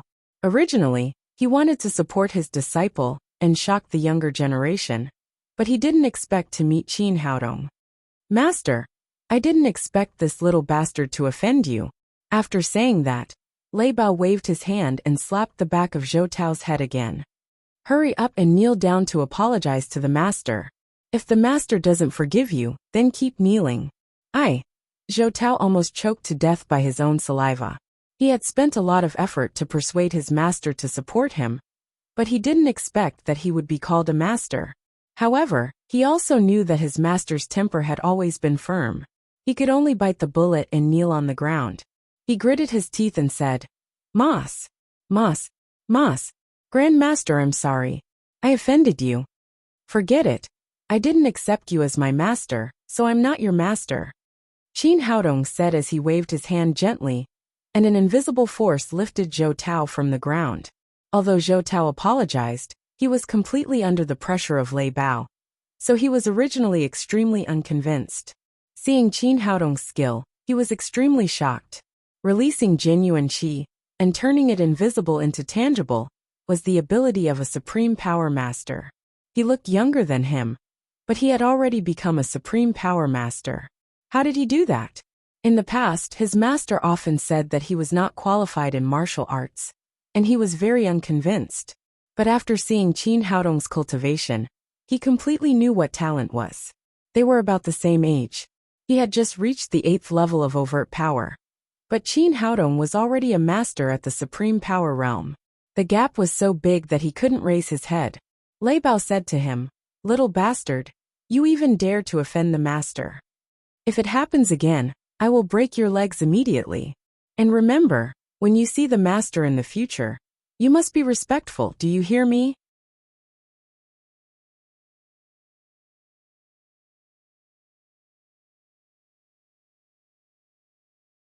Chapter 525. Got it, master. Zhou Tao replied respectfully. He was convinced this time. In terms of cultivation level, it was not shameful to call a supreme power master his master. Lei Bao nodded and turned to Qin Haodong and said, Master, you've come to Shanghai. Let me treat you to a drink to show my sincerity and do my best as a host. It can also be regarded as an apology for my lack of discipline. Well, let's have a drink together. Qin Haodong was not disgusted with Lei Bao's straightforward character, so he agreed directly. The three of them left Gentleman Mountain together and appeared in a Chuanwei hotel half an hour later. After Qin Haodong and Lei Bao sat down, Zhou Tao had been busy next to them, with a respectful expression. Soon, the wine and dishes were served. After a few drinks, Qin Haodong looked at Zhou Tao and said, Lei Bao, is Zhou Tao your personal disciple? Why is his cultivation so low? Hearing this, Zhou Tao said with shame, It's not your fault, master. My aptitude is too stupid. Normally, the disciple of a supreme power master should reach the level of internal strength, but Zhou Tao was only at the 8th level of overt power, which was really unreasonable. Lei Bao said, He is indeed my personal disciple, but his aptitude is too ordinary. Normally, he is not suitable for practicing martial arts. However, this child has been obsessed with martial arts since he was a child. His father and I are friends, so I reluctantly accepted him as my disciple. After studying for more than 10 years, he has not made much progress. Now he is the personal disciple with the lowest cultivation in my martial arts club. After a pause he said, Zhou Tao's character is good. He is down to earth, not impetuous and loyal. Although he is from an aristocratic family, he does not have the air of a playboy. That's why I came here today to support him. I didn't expect to meet you, master. Qin Haodong nodded and said to Zhou Tao, You are from the Zhou family. What's your relationship with Zhou Xinju? Zhou Tao said, Master, she is my sister. Oh, don't call me master in the future. It sounds awkward. After all, he had been Zhou Xinju's boyfriend in name, and their relationship was also good. If her brother called him master, he would be taking advantage of him. Lei Bao said, How can I do that? We people who practice martial arts can't ignore etiquette. Qin Haodong said, Forget it. His sister and I are friends. It's a bit confusing to call him that. How about this? You can call me boss from now on. Just treat it as etiquette. The word boss could be big or small. It was also a form of respect. Lei Bao did not say anything more. Got it, boss. Zhou Tao agreed. Although he was mediocre in martial arts, he was very quick-witted. He immediately realized that the relationship between Qin Haodong and Zhou Xinju was not ordinary. He said with a smile, "Boss, are you pursuing my sister?" "Nonsense. Your sister and I are just ordinary friends. Don't talk nonsense. Boss, if you want to pursue my sister, I'll raise both my hands in agreement. I can also help you." Zhou Tao admired Qin Haodong to the extreme, and he had his own ideas. If he had a supreme power master as his brother-in-law, it would definitely be a very cool thing. Qin Haodong was speechless. How could someone take the initiative to be his brother-in-law? Lei Bao glared. "You're getting more and more out of hand, no respect for your elders." Soon, the three of them changed the topic. But after such a scene, the atmosphere became much more easygoing. Qin Haodong wanted to know the strength of the three great families from Lei Bao, so he asked, "With your cultivation, what level are you in Shanghai?" Lei Bao said, "I used to be a little bit weaker. Since my teacher helped me break through the supreme power realm bottleneck, I can be regarded as a top master now." Qin Haodong said, "What about the three great families? There should be a lot of hidden masters in their families, right?" Lei Bao said, "There are naturally many masters in the aristocratic families, but supreme power realm masters are also rare. Among the three great families, the Sun family's martial arts strength is the strongest. They have 3 supreme power realm masters, and the strongest one is at the second level of the supreme power realm. The Zhou family and the Zheng family only have 2 supreme power realm masters. Of course, this is just the strength on the surface. I don't know the specific situation." Zhou Tao said, "Our Zhou family does have 2 supreme power realm masters, but they are very powerful. They only listen to my grandfather's orders. They don't even agree to teach me some martial arts." Obviously, this guy was not satisfied with his family's realm masters. Lei Bao scolded, "How can you blame others for this? Any supreme power realm master is a strong man, and they choose their disciples carefully. You are not good enough, so how can you blame others? If your aptitude can reach 1/10 of the teachers, I'm afraid that those who want to accept you as their disciple will trample on the threshold of the Zhou family." Zhou Tao curled his lips and said helplessly, "How can you blame me? I can only blame my father for not giving me such good genes." After the meal, Lei Bao left with Zhou Tao, and Qin Haodong also returned home. After entering the door, several girls sat in the living room watching TV as usual. Seeing him come back, Nalan Wushuang asked, "How's the matter?" Qi Wan'er then asked, "How is that guy's master? Is he powerful?" Qin Haodong said, "It's nothing. The matter has been completely solved. His master happens to be an acquaintance of mine. In the future, Zhou Tao will not trouble you anymore." Qi Wan'er said with a smile, "That means that no one will pursue Sister Wushuang in the future. It's boring." Nalan Wushuang glared at her and said, "You stinky girl. There are dozens of people chasing after you every day. It's not interesting." The next day, they went to school as usual. After sitting in their seats, Ji Fubao immediately came over and said, "Boss, big news, big news." "What happened?" Qin Haodong asked. "There have been new changes on the campus Prince Charming list. After you defeated Zhou Tao yesterday, you jumped to the 3rd place, and Zhou Tao became the 4th place at the bottom." You're telling me this early in the morning? Is this also big news?" "Of course, isn't it big enough?" Ji Fubao smiled mysteriously, and suddenly took a large stack of letters from behind. "Boss, look, this is the charm of a Prince Charming," Qin Haodong said in surprise. "What are these?" "Love letters," Ji Fubao said excitedly. "Since your ranking rose to the 3rd place, your popularity has been even higher than the first 2.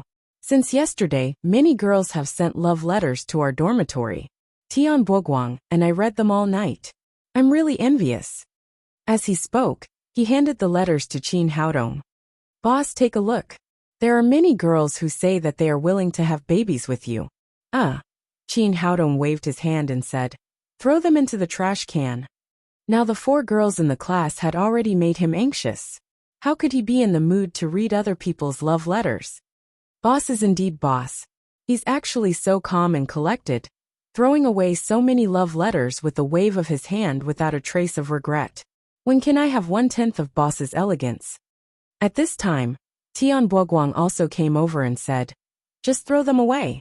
Don't talk so much nonsense. Boss, there are so many top campus belles to pursue. How can you care about those vulgar girls? Go. Go to class. Qin Haodong waved his hand and drove away the two coquettish guys.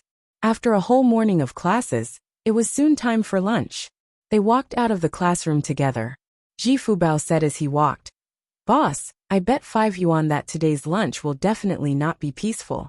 There will be some guys who don't know their limits, jumping out to pursue our campus belles. Tian Boguang said, I think so too. I don't know how many animals are drooling around our class now. Ji Fubao said, but boss is here. It's useless even if they are dehydrated. Qin Haodong said, okay, don't jinx it. Don't you think there's enough trouble? He was really a little annoyed after the past 2 days. Although these people were all small fries who couldn't cause any trouble, it was still very troublesome. Therefore, he hoped that he could have a quiet lunch today. However, things didn't go as he wished. At the same time, in the same place, there were already many people gathered on the way to the cafeteria. Ji Fubao sighed and said, Boss, the tree wants to be quiet, but the wind will not stop. It seems that you have to get into trouble even if you don't want to. Tian Boguang said, femme fatale. Boss, you dominate the 4 campus belles by yourself. A master will not be lonely. You are destined not to be lonely in this life. Although the two of them were talking nonsense, Qin Haodong knew that trouble had come after all, and it was bigger than before. Not far in front of them, 4 young men stood there. They were wearing snow-white taekwondo uniforms and holding a long banner in their hands. The names of Nailan Wushuang, Qiwan Li Meiyu, and Su Hui were all written on the banner. Under the banner, a young man in the lead said to the onlookers, Students, my name is Kim Yangquan. I'm a student from Koryo who came to Huaxia. I'm also the president of the Taekwondo Club of our Shanghai Medical College. The 3 people next to me are the vice president, and Qishuan Piao Zaixiang and Li Shanzhen. They are all like me. Outstanding people naturally choose outstanding girls. So today, I want to announce one thing to everyone. The 4 girls on the banner, the 4 female students of the Chinese medicine class, belong to our Taekwondo club from now on. None of you are allowed to pursue them. There is an old saying in Huaxia that we should say the ugly things first. Now I have officially notified you. If anyone else pursues them, then don't blame us for being rude. As soon as he finished speaking, Ji Fubao scolded angrily. These guys are really bad. How dare they be so arrogant in our Huaxia? Tian Boguang said, they are really used to being arrogant. Who do they think they are? God. Why do they say that the female students in our class belong to them? Dai Hongbing, who had been silent all the time, also spoke. These guys are really annoying. They are all robbing dead people from our Huaxia. They said that Chu Yuan, Li Shizhen, and Confucius are all theirs. Now they even want to rob the living ones. Are they crazy? Li Meiyu also scolded. I hate Koreans the most in my life. Even if all the men in the world are dead, I won't even look at them. They were extremely indignant, and so were the other students. Why? You arrogant guys, hurry up and get out of Huaxia. Get out of here. Our Shanghai Medical College doesn't welcome you. Hurry up and get back to Koryo. What right do you have to control our female students from Huaxia? You're really shameless. Kim Yangquan seemed to have been prepared for this result. He smiled disdainfully, raised his voice and said, I know that you Huaxia people are not convinced, but whoever has the bigger fist is the truth. After school today, our Taekwondo dojo will be open to everyone. Those who are not convinced can come and challenge us. As long as you can defeat our Taekwondo, then what I said just now will naturally be **t. If you can't, then step aside obediently.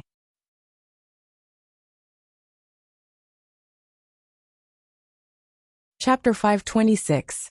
Ji Fubao gritted his teeth and said, Arrogant, too arrogant. Boss, you must teach these arrogant guys a lesson. Tian Buguang said. This is equivalent to issuing a challenge to all the men in our school. I really don't know where these guys get their courage from. Li Meiyu said angrily. Qin Haodong, you must teach these guys a lesson. Otherwise, don't call yourself a man in the future. Qin Haodong smiled. These guys still had a little arrogance. Jin Inquan had reached the 9th level of overt power, while the other 3 were all at the 8th level of overt power. This kind of cultivation was not worth mentioning in the martial arts world of Huaxia, but he was already a master in the university campus. Facing the boiling people around him, Jin Inquan said disdainfully again, Cowardly Huaxia people, I have already issued a challenge. If you have the ability, come to the Taekwondo club. After that, he was about to leave with the other 3 people. At this time, a tall and strong male student rushed up and said, There's no need to wait for the afternoon. I'll teach you guys a lesson now. After that, the male student waved his huge fist and smashed it hard at Jin Ingquan's face. However, he was just a little stronger. He had never practiced martial arts at all. How could he be a match for Jin Inquan and the others? You're overestimating yourself. Jin Inquan gently raised his leg and kicked the male student in the lower abdomen with a beautiful forward kick, directly kicking him out. Fortunately, this person was lucky. The direction in which he flew happened to be Qin Haodong's side. Qin Haodong reached out and picked up the male student. At the same time, he used greenwood genuine qi to help him unblock the injured meridians. It had to be said that Jin Ingquan's performance was very beautiful. He shocked the excited people. Although they were angry, they were all ordinary students. In terms of combat effectiveness, they were too weak. Jin Inquan looked around and said, Huaxia people, let me tell you, this is a fight. It's shameful. If you have the ability, come to the Taekwondo club to challenge us. After that, he left arrogantly with the other 3 people. Li Meiyu said to Qin Haodong angrily, These guys are so arrogant. Why don't you teach them a lesson? Qin Haodong said with a smile, They have already drawn a line. There is no need for us to fight here, or we will be looked down upon. Let's go to the Taekwondo club after school. Li Meiyu's anger subsided a little. You must teach these Koreans a lesson. How dare they treat us as their personal property? Yeah, these people are too much. What do they take us for? Even Su Hui, who had always been indifferent, was enraged by the shameless behavior of Jin Inquan and the others. Qin Haodong said, Don't worry. They're just a few arrogant guys. They can't do anything. Chi Waner said, I'm just wondering why they chose the 4 of us. There are 2 beauties above Sister Wushuang. Why didn't they choose them? Do these people think that us sisters are more beautiful? Hearing this, Li Meiyu immediately extinguished her anger and said, I guess it must be so. Why are we ranked last? I don't believe those 2 women are as beautiful as the heavens. Qin Haodong was speechless. This woman's way of thinking was really different. At this time, she actually thought of comparing beauty. They walked into the cafeteria to eat. However, the storm just started, and then it became more and more intense. All the men in the school knew about the challenge issued by Jin Inquan and the others. When the bell rang for the last class in the afternoon, many people rushed to the Taekwondo club. This club was very large. It was used for the school's Taekwondo classes. Occasionally, related competitions would be held. There were nearly 1,000 seats around, which could accommodate 1,000 spectators. It was already a large venue in the school. When Qin Haodong and the others arrived, the venue was already full of people. The auditorium was full, and there were no empty seats. In the middle of the arena, 2 people were fighting. One was wearing a snow-white Taekwondo suit, and the other was wearing a golden traditional Huaxia martial arts suit. The one wearing the Taekwondo suit was Li Shanzhen, the vice president of the Taekwondo club, and the other was a student of the Huaxia martial arts club. Li Shanzhen had reached the level of 8 points of overt power, while the student of the martial arts club could barely reach the 3rd level of overt power. The gap between the 2 was obvious. After a few moves, the student of the martial arts club was kicked out of the arena by Li Shanzhen. After winning, he did not immediately withdraw his right leg. Instead, he made a dazzling pose on the stage, and then slowly withdrew his leg. He looked at the audience with a proud face and said, If you are only at this level, don't come up and make a fool of yourself. The so-called Huaxia martial arts are no match for our taekwondo at all. President, these guys are too arrogant. Let me go up. President, I'll fight with these guys today. Some students in golden martial arts suits gathered around Zhou Tao, the president of the martial arts club. Zhou Tao looked dignified. So far, their martial arts club had lost 6 games in a row. These guys were unexpectedly powerful. Lao San, you go up and have a try. He raised his hand and pointed to a student of the martial arts club. This person's cultivation was obviously higher than others. He had reached the 5th level of overt power. Lao San agreed, turned around and jumped into the arena. On the Taekwondo club's side, Li Shangzhen still accepted the challenge. Soon the two of them began to fight. Li Shangzhen's figure flashed and appeared in front of Lao San. Before Lao San could react, he had been punched in the chest and flew out of the arena. They are no match for them at all. Qin Haodong shook his head. Originally, he had hoped that someone on the campus could defeat these 3 guys, so that he would have less trouble. Now it seemed impossible. Although these students of the martial arts club also had some martial arts foundation, they were far from Qin Haodong's level. Moreover, judging from Li Shangzhen's performance, his moves were skillful and ruthless. He had rich combat experience. Even Zhou Tao, who was at the same level as him, would not be a match for him, let alone Kim Yangquan, who was at the 9th level of overt power. In a word, the strength of the two sides was not at the same level at all. Except for the members of the martial arts club, the others were even worse. They didn't even have any martial arts foundation. Ji Fubao said, "Boss, make your move. Otherwise, it will be a great blow to our morale." After Lao San was knocked out of the arena, the originally noisy clubhouse became solemn. This was the 7th defeat of the Huaxia side, which had indeed caused a great psychological blow to these students. Let's go and have a look. Knowing that these people were no match for him, Qin Haodong took his people to Zhou Tao. But before he took a few steps, a figure suddenly stood in front of him. It was a female student in her 20s. When Qin Haodong saw her, 2 words immediately popped up in his mind. Sexy. That's right, sexy. Among the girls he knew, there was no lack of good-looking girls with good figures, but there was no one who could reach this level of sexiness. Hu Xiaoxian was charming and enchanting, but in terms of sexiness, she was still a little worse than the girl in front of him. The woman in front of him had a towering chest that reached an exaggerated 36D, and her waist was fat. The most important thing was that she exuded a kind of sexiness from her bones, with a different kind of exotic charm. "What can I do for you?" Qin Haodong asked. "You're Qin Haodong, right? I'm here for you." The woman's voice was very pleasant to listen to, and there was a hint of sexiness in her flirtatious voice. "Who are you? Do I know you?" The woman said, "This is the first time we've met, but you should have heard of my name, Li Jumei." Ji Fubao swallowed and said, "You're the second sexy campus belle. You really deserve your reputation." When Li Meiyu heard that this was the second campus belle above her, she couldn't help curling her lips and whispering, "Fox." Her voice was not loud, but it was still heard by Li Jumei. "Little sister, you're right. I'm a fox, and I'm very good at seducing men. Keep an eye on your man, or he will be seduced by me." Li Meiyu said angrily, "You are shameless." "Why should I be shameless? I want a man." Li Jumei said, "The handsome guy in front of me is not bad. I like him very much. Tell me, what can I do for you?" Qin Haodong had already seen that Li Jumei was not simple. Although she looked extremely sexy, and her words were coquettish, it was all an illusion. In fact, this woman was still a virgin. What's more, her cultivation had reached the 1st level of covert power. She was a real warrior. Li Jumei turned around, looked at Qin Haodong and said, "I want to ask you for a favor."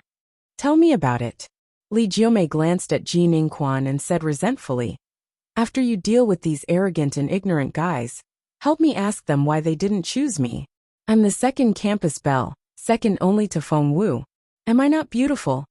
As she spoke, she also puffed out her chest at Qin Haodong, showing her beautiful figure. Qin Haodong looked helpless. Women really looked at things from a different perspective. Are you sure I can beat those guys? You've seen it. They are very powerful. Li Jiomei said coquettishly. I have a feeling that you are more powerful. Then she winked at Qin Haodong again. As long as you help me with this, I can consider going on a date with you. After that, she turned around and left, leaving a string of silver bell-like laughter. Bitch! Shameless! Li Meiyu spat at her back and turned back to Qin Haodong and said, I tell you, you can't help this bitch. You are not allowed to date her. Qi Weiner said, I think it's a good idea. You should ask those guys. Maybe it's because they think we are more beautiful than those two. In that case, you are allowed to ask them, but you are not allowed to date that bitch. Li Meiyu felt that what Qi Weiner said made sense, so she quickly changed her position. Qin Haodong shook his head and stepped toward Zhou Tao. Zhou Tao's face was gloomy. He had lost 7 games in a row. He was considering whether he should fight in person, but then he saw Qin Haodong coming over. Boss, you're here. Under many surprised eyes, Zhou Tao immediately greeted him and bowed to Qin Haodong. Qin Haodong nodded and said, Why do you want to fight with those guys? These guys dared to hit on your woman. It's obviously disrespectful to you. Of course, I have to teach them a lesson. Speaking of this, Zhou Tao's face showed a trace of embarrassment. It's a pity that we haven't won a single game. We've lost 7 games in a row. We've embarrassed you. Qin Haodong was very satisfied with Zhou Tao's attitude. He said, Don't worry. It's not over yet. We'll win it back.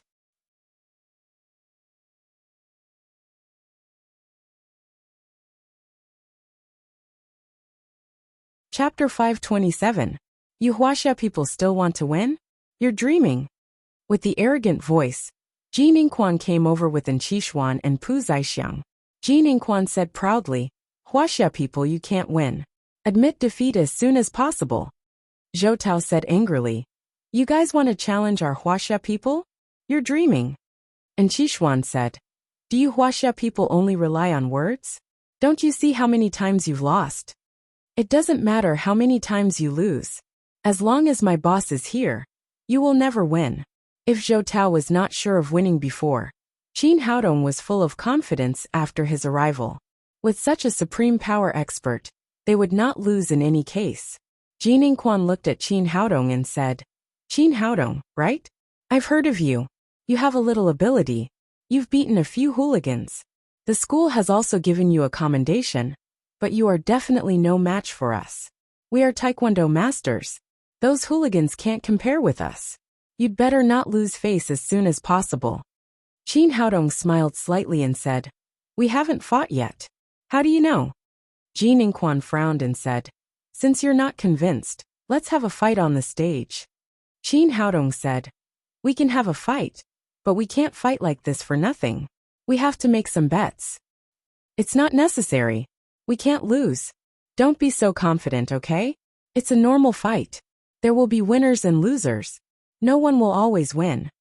Qin Haodong didn't want to play with these little guys. If they wanted to fight with him, there had to be a prize. Pu Zaixiang said, What do you want to bet? Since you Taekwondo people look down on our Huaxia martial arts, let's make a big bet. If you lose, you'll disband the Taekwondo club and clean the Huaxia martial arts community every day. If we lose, we'll disband the Huaxia martial arts club immediately and clean the Taekwondo club every day. This is not a bet. It's an insult. After listening to him, Tiao Zaixiang's face immediately changed. They were masters of Taekwondo. How could they clean up? Qin Haodong smiled and said, In fact, it doesn't matter what the bet is. The key is whether you have the confidence to win. If you are sure that you can win, any bet has nothing to do with you. Didn't you just say that you won't lose? Why are you afraid now? Ji Fubao then said, In fact, you don't have to be shy. It's normal to be afraid of losing. It's not shameful to lose to our boss. Everyone will understand you. After saying that, he Tian Boguang and the others immediately smirked. Ji Ningquan's expression immediately changed. How could he, who had always been proud and arrogant, stand this insult? Who said that we are afraid of losing? But can you be the leader of the martial arts club? Before Qin Haodong could speak, Zhou Tao said, Of course he can. I'm the president of the martial arts club, And he's my boss. His words can represent our martial arts club. As he spoke, his eyes flashed with excitement. Who was Qin Haodong? He was a grand master of Wu Dao. They could only win this bet. He even felt that he was being bullied, but the feeling of being bullied was quite good. Well, I'll bet with you. As long as you can beat the three of us, we'll go to the Huaxia Martial Arts Club to clean up and disband the Taekwondo Club. The bet is set, but I'm not the one who will do it. Qin Haodong looked at Jin Inquan and said, You are just a few small fish and shrimp. It's not worth my time. Jin Inquan said in a cold voice. What do you mean? Are you kidding us? Kidding you? You're not monkeys. I'm not in the mood. Qin Haodong pointed to the injured martial arts club members next to him and said, There's an old saying in Huaxia, get up from where you fall. I'll casually instruct these students and let them compete with you. Hearing what he said, Zhou Tao, who was next to him, suddenly became nervous and said in a low voice, Boss, will this work? These people had been defeated just now. Their skills were too inferior to the opponents, and now their morale was completely gone. Even if Qin Haodong was a grand master, he couldn't let them win in such a short time. Don't worry, I'm here. Seeing that Qin Haodong was full of confidence, Zhou Tao shut up. Jin Inquan said, Qin, you have to think about our competition. If there is a bet, we will win 2 out of 3 rounds. No matter who you send, it will be counted as 1 round. Of course, as long as the person we send loses, you will win 1 round. Qin Haodong turned around and looked at the 7 defeated students. Who would like to have a try? Just as Zhou Tao thought. These 7 people had lost their spirit after being defeated. How could they have the courage to fight again? Just now, they thought that the boss of their president just wanted to annoy these guys. But they didn't expect that he would do it for real. They couldn't help but lower their heads and didn't dare to look at Qin Haodong's eyes. Seeing this scene, Jin Inquan couldn't help sneering on the stage. If Qin Haodong fought in person, he would treat him cautiously. If he sent these students who had just been defeated to fight, it was simply asking to be humiliated. You guys have just been beaten. Don't you want to take revenge? Qin Haodong waved to a student closest to him and said, It's you. I'll teach you a fist technique. Go up and fight with them again. I'm sure you can take revenge. Me. Seeing that he was chosen, the student was shocked and hurriedly said, Boss, I'm really no match for him. I can't even take 1 move from him. When he just got on the stage, he was kicked off the stage by Li Shanzhen before he could even use his moves. There was such a big gap between the 2 sides. If he fought again, he would lose. What's your name? Qin Haodong asked. Li Wanyong. That's a good name. You're the most suitable person to fight. Qin Haodong said, Don't worry. As long as I give you some advice, I'm sure he can't even take 1 move from you. Boss, are you kidding? If he hadn't seen Zhou Tao being respectful to this young man, Li Wanyong would have thought that he had met a swindler. What a joke. How could it be so easy to learn Kung Fu? Did he think it was the Buddha's palm? Zhou Tao raised his hand and slapped him on the back of the head, saying, How can you talk to my boss like that? Do what I tell you to do. Out of trust in Zhou Tao, Li Wanyong braced himself and said, Well, I'll learn. At this time, his idea was that it was no big deal. At most, he would be beaten down again. Qin Haodong nodded with satisfaction and said, Watch carefully. Just fight like this. After that, he slowly punched out. Seeing his fist technique, the onlookers were all dumbfounded. He punched straight ahead. How could this be called a fist technique? Even an ordinary child's fist technique was like this, wasn't it? Jin Inquan and the others on the stage also saw all this clearly. They were so angry that their noses were almost crooked. He casually found a loser to fight on the stage and taught him such a simple fist technique. Wasn't it a joke? Qin Haodong didn't seem to notice the laughter around him. He raised his hand and patted Li Wanyong on the shoulder, saying, Remember, this fist technique is called Tyrant Fist.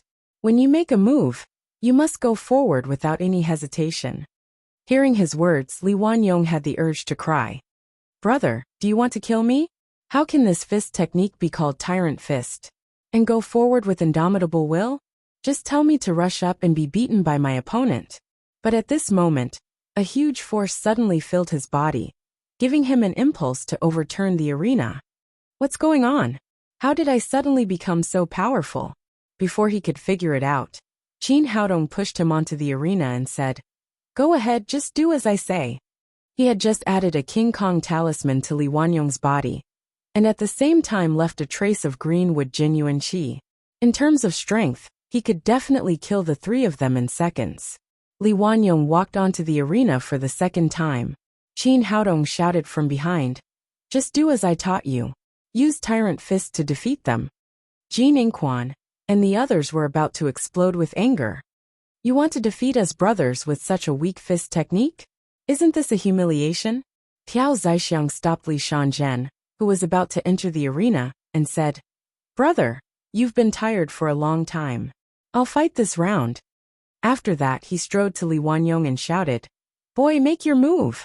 At this time, he wanted to punch Li Wanyong out of the arena and slap Qin Haodong's face hard to vent his anger. "Damn you, go to hell!" Li Wanyong shouted and raised his hand to punch Piao Zaixiang. That was the Tyrant Fist that Qin Haodong had just taught him. Looking at the fist that was not fast, everyone's heart was in their throat. Could this fist technique work? Piao Zaixiang showed a ruthless look at the corner of his mouth. He raised his hand and punched with all his strength. Fist against fist, he wanted to let his opponent have a good look at what a real fist technique was. It was not a casual punch that could be called a domineering fist. Seeing all this, Qin Haodong laughed. In terms of strength, Li Wanyong, who had the blessing of the King Kong talisman, had an absolute advantage. What he was afraid of was that his opponent would adopt evasive tactics. Everything he had done off the stage just now was to arouse his opponent's anger. Now it seemed that his provocation had succeeded. Li Wanyong would definitely lose if he fought with Li Wanyong. Compared with Li Wanyong's light punch, Piao Zaixiang's punch looked powerful and powerful. It hit hard with a whistling sound in the air. But when the two fists collided, he felt as if he had punched a mountain, or rather, a train heading towards him. What's going on? How could he have such great power? When Li Shanjin defeated Li Wanyong just now, he saw clearly that Li Wanyong's cultivation was low and his skills were poor. He could not be compared with him at all.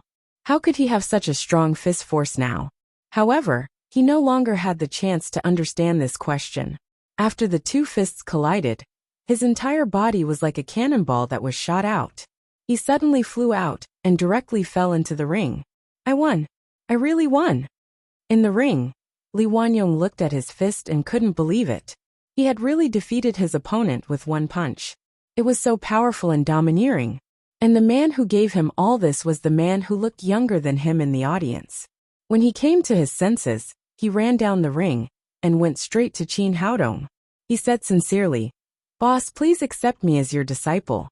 I want to worship you as my master." But as soon as he finished speaking, Zhou Tao hit him on the back of his head. "Get out of here. How can the boss accept you as his disciple?" He had called Qin Haodong Grandmaster yesterday. If this guy worshipped Qin Haodong as his master, then he would be a generation younger than him. Through this scene just now, he had already admired Qin Haodong to the extreme.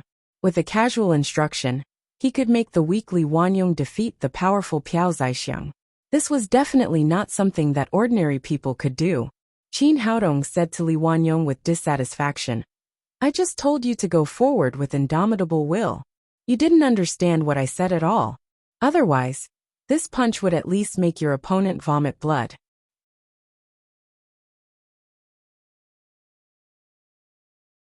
Chapter 528. On the other side of the arena, Piao Zaixiang, who was extremely aggrieved, had just gotten up from the ground. When he heard Qin Haodong's words, he spat out a mouthful of blood. He didn't spit blood because he was beaten, but because he was so angry. Seeing this scene, Qin Haodong patted Li Wanyong on the shoulder and said, "Okay, I didn't say anything." At this time, the surrounding audience came to their senses. They didn't expect that the Huaxia Martial Arts Club, which had been defeated again and again, would finally win a game. Suddenly, tsunami-like cheers resounded throughout the Taekwondo club. Everyone was cheering for one person. Everyone had clearly seen the scene just now. It was Qin Haodong's casual guidance that made Li Wanyong feel as if he had the help of God. He punched Piao Zaixiang and sent him flying. The cheers gradually dissipated, and the score on the field became 1:00. The Huaxia Martial Arts Club had a good start. Seeing that the opponent who had been abused by him had turned the tables, Li Shanzhen said, "President, let me fight in the next game. I have experience with them." "Well, you fight in the second game." Ji Ningquan agreed to let Li Shanzhen fight, but he still warned him, "I think this is a bit strange. We must be careful." "And did you notice that what Qin Haodong did just now was to let Piao Zaixiang fight with his people? In Huaxia, this is called goading. You must change your fighting style in this game. Focus on dodging, and find an opportunity to kill with one blow. Don't fight recklessly." "I see, President." After Li Shanzhen finished speaking, he walked to the arena confidently. He had just defeated 7 members of the Huaxia Martial Arts Club alone, so he believed that he could do the same next time. Since the other side had already sent someone to fight, Qin Haodong glanced at the members of the martial arts club and asked, "Who will fight in this game? Does anyone want to take revenge?" "Boss, let me do it." A tall young man stood up. His name was Chao Yang, and he had big panda eyes. In the previous game, he was beaten down by Li Shanzhen with one punch, so he was full of anger. The reason why he dared to take the initiative to stand up was that Qin Haodong's guidance gave him confidence. Li Wanyong's strength was not as good as his. He defeated Piao Zaixiang with just one move. Therefore, in his opinion, the boss in front of him had the power to turn something rotten into something magical and would definitely help him take revenge. "Not bad, your courage is commendable." Qin Haodong whispered a few words in Chao Yang's ear, and then patted him on the shoulder. "Go up, you can do it." The onlookers were stunned again. Just now, they had at least taught him a punch, but now it was so simple that they didn't even need to do this. Could it really work? Li Shanzhen was an expert who had won 7 matches in a row. Chao Yang felt the blessing of the King Kong talisman, and immediately walked into the ring confidently. He pointed at Li Shanzhen and shouted, "Shameless guy, come here. I'm going to teach you a lesson now." Li Shanzhen smiled coldly. "Are you trying to goad me into action?" "No way, I won't fall for it." He said, "Loser, make your move. Watch my fist." Chao Yang shouted and punched at Li Shanzhen's face. This scene was very similar to the previous one, but Li Shanzhen did not choose to fight recklessly. He took a step sideways with his left foot, ready to dodge Chao Yang's move. But he never expected that Chao Yang's fist was a feint. He took it back halfway, and then kicked at Qin Haodong's left side. This kick seemed to have been calculated in advance. Almost as soon as Li Shanzhen moved, it was kicked out, and the two reached the same position almost at the same time. That was to say, in the eyes of others, Chao Yang kicked in the air, and Li Shanzhen was kicked by him. When Li Shanzhen realized this, his body had completely lost its center of gravity, and it was impossible to change direction. In a hurry, he raised his right fist and punched hard at Chao Yang's foot. It turned out that a small arm was no match for a big leg. Chao Yang had been blessed by the King Kong talisman, so this kick was extremely powerful. It was impossible for Qin Haodong's small fist to resist it. The fist and the palm collided. With a bang, Li Shanzhen's fist was kicked back. The remaining force of the kick was not dissipated, and then a big footprint was left on his face. Li Shanzhen was kicked into the air and fell off the ring with a plop. Seeing that Chao Yang, who had no power to fight back just now, beat Li Shanzhen like a dog in the blink of an eye, everyone was shocked. What was going on? Who was this young man? Was he an immortal? How could Chao Yang turn defeat into victory just by saying a few words? Li Shanzhen got up from the ground. His cheek was swollen, and there was a footprint of half of the sole of his foot on it, which made him ashamed and angry. He was so aggrieved that he was defeated. It seemed that Qin Haodong had already figured out everything about him. First, he deceived him with a feint, and then he kicked out, knowing that he would dodge to the left. How could it be possible? If he was willing to ask for advice humbly, Chao Yang would definitely give him a satisfactory answer. Because at the moment before the kick, Qin Haodong told him to kick to the left, so he hit the target. Qin Haodong won the second round by secret voice sending. When Chao Yang walked off the stage, the whole audience cheered. According to the previous agreement, 2 out of 3 games would be the best of 3, which meant that Huaxia Martial Arts had already won this round of gambling. Qin Haodong said to Jin Yingquan, "You lost. Fulfill the bet." Jin Yingquan's expression changed slightly, and then he said, "Who said we lost? We agreed to win 3 out of 5 games. Now there are still 3 games to be played." Seeing that this guy was acting shamelessly, Ji Fubao jumped up immediately and shouted, "F***CK. I've lived for so many years, but it's the first time I've seen someone so shameless and righteous." Tian Buoguang also shouted, "I've seen shameless people, but I've never seen such a shameless person. Can't you be more shameless?" Shouts and curses rang out from the surroundings. "Shameless guy, get out. You've already lost. You just said 2 out of 3 games, not 3 out of 5. You untrustworthy guy, get out of the medical college, get out of Huaxia." Qin Haodong had long heard that the people of Koryo were shameless, but he didn't expect them to be shameless to this extent. No wonder Jin Yingquan, as the president, didn't appear in the second round. It turned out that this guy had already been prepared to deny it. A sneer appeared at the corner of his mouth. "Since you want to fight, I'll fight with you." Jin Yingquan didn't seem to feel anything about all this. He walked up to the arena and said to Qin Haodong, "If you have the ability, come up and fight with me." Qin Haodong shook his head and said, "You don't deserve to be my opponent." He turned around and said to the students of the martial arts club, "Who will fight this round?" I'll do it, it's my turn now." "Why should it be you?" "It should be me." "Give it to me. I lost the most in the last round." "You're not as miserable as me. You were just kicked in the butt, but I vomited blood. I'm the one who is miserable, so give me the chance." "What's the point of vomiting blood? You just lost a tooth." "But I have internal injuries." A scene that made people not know whether to laugh or cry appeared. The students, who had completely lost their courage before, were all filled with righteous indignation at this time. They all wanted to go up and fight with Jin Yingquan, although they knew very well that the person in front of them was the president of the Taekwondo club. What could they do? As long as their boss gave them a few pointers, they could beat anyone in one move. It was because of this idea that they were fighting with each other. Just think about it, they could learn skills and take revenge. Who would want to let go of such a good opportunity? On the stage, Jin Yingquan's face turned green. "What's going on? Could it be that I'm an idiot, and anyone can beat me just like that? And what the hell is worse? The more miserable your defeat was, the weaker you are. You've been beaten like this, but you still want to rush to the stage. Don't you take me seriously?" At the same time, he also felt great pressure. When these people rushed to the stage, it also showed that Qin Haodong's direction was terrible. He secretly gritted his teeth. He couldn't lose this game again. If he lost again, he would really have to go to the martial arts community to clean up. Just as he was thinking about it, Qin Haodong had already chosen an opponent for him. It was a guy who had been beaten black and blue. His mouth and eyes were a little crooked, and there was still blood at the corner of his mouth. As the opponent walked onto the stage, Jin Yingquan on the stage, and Qishuan, Piao Zaixiang, and Li Shanjin were all stunned. In their impression, no one in the martial arts club had been injured so badly. Where did this injury come from?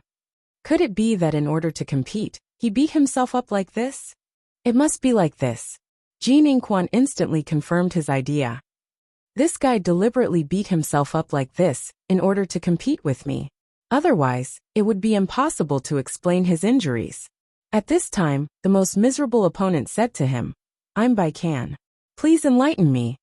Baikan? More miserable? Jin Yingquan really wanted to ask, "Who gave you such a wicked name? Come on, boy. I'll make you more miserable."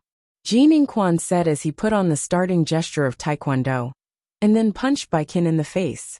After learning from the experience of the previous 2 failures, he wanted to try to take the initiative to attack, and see how the other party would deal with it. He deserved to be the president of the Taekwondo club. His attack was fast and ruthless. In the blink of an eye, his fist had already arrived in front of Baikan. To everyone's surprise, Baikan didn't block it. Then he also punched Jin Yingquan in the face. What the F asterisk CK, how can you do this? Jin Inquan didn't expect that the other party would use this kind of fighting method to hurt both sides. If he didn't take back his fist, even if he hit Bai Can, he would also be hit. With the powerful strength that Li Wanyong and Chao Yang had just shown, he was afraid that he would be more seriously injured. Seeing Bai Can's resolute eyes, Jin Inquan was afraid and quickly withdrew his fist. No wonder Qin Haodong chose Bai Can. This guy was really ruthless. He could even be so cruel to himself. What else couldn't he do? He retreated, but Bai Can didn't stop at all. He continued to punch him in the face. It was still a fighting method that would hurt both sides. Jin Inquan dodged and continued to fight. He didn't care about Jin Ingquan's counterattack. He still fought. In this way, Jin Ingquan's cultivation was at the 9th level of overt power, but he was suppressed by Bai Can. He kept dodging on the arena, and couldn't complete a decent attack at all. He didn't expect that Qin Haodong would design such an offensive tactic for Bai Can. Although it was very rogue, it was very practical. Compared with Bai Can's strength, if he didn't want to be hit by the other party's fighting method, it was really difficult for him to launch an effective attack. After fighting for more than a dozen rounds, Jin Inquan was still retreating. There was a lot of ridicule and noise under the stage. What a disgraceful guy. If you can't do it, come down. Don't walk around the stage and embarrass yourself. You don't even have the courage to fight. Why are you still fighting? When I saw the beginning, I had already guessed the result. This guy is too bad. Damn it, it's too depressing. I'll fight with you. What can you do? Jin Inquan finally couldn't bear the grievance in his heart. He stopped dodging and suddenly gave a powerful side kick to Bai Can's chest.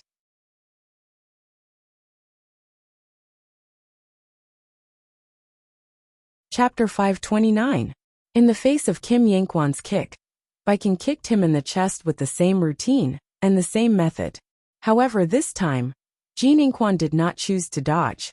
Instead, he increased the strength of his foot and kicked Bai Can hard in the chest. At the same time, he was also kicked in the chest. Bang bang. Two dull sounds sounded almost at the same time. Bai Can only took 2 or 3 steps back. With the help of the King Kong talisman, his body was as hard as iron, and his ability to resist attacks was naturally much stronger. Jin Inquan felt that he had kicked an iron plate, and then his whole body flew out like a cannonball. He hit the guardrail of the boxing ring with a bang, and bounced back, and fell to the ground. Before he could get up from the ground, Bai Can had already come to him. He rode on him like a gangster fighting, and his fists fell like raindrops. Bang bang bang. The sound of fists hitting flesh resounded throughout the hall. Who asked you to kick me? Who asked you to come to Huaxia to show off? Who asked you to snatch everything? Bai Can muttered to himself as he played to his heart's content.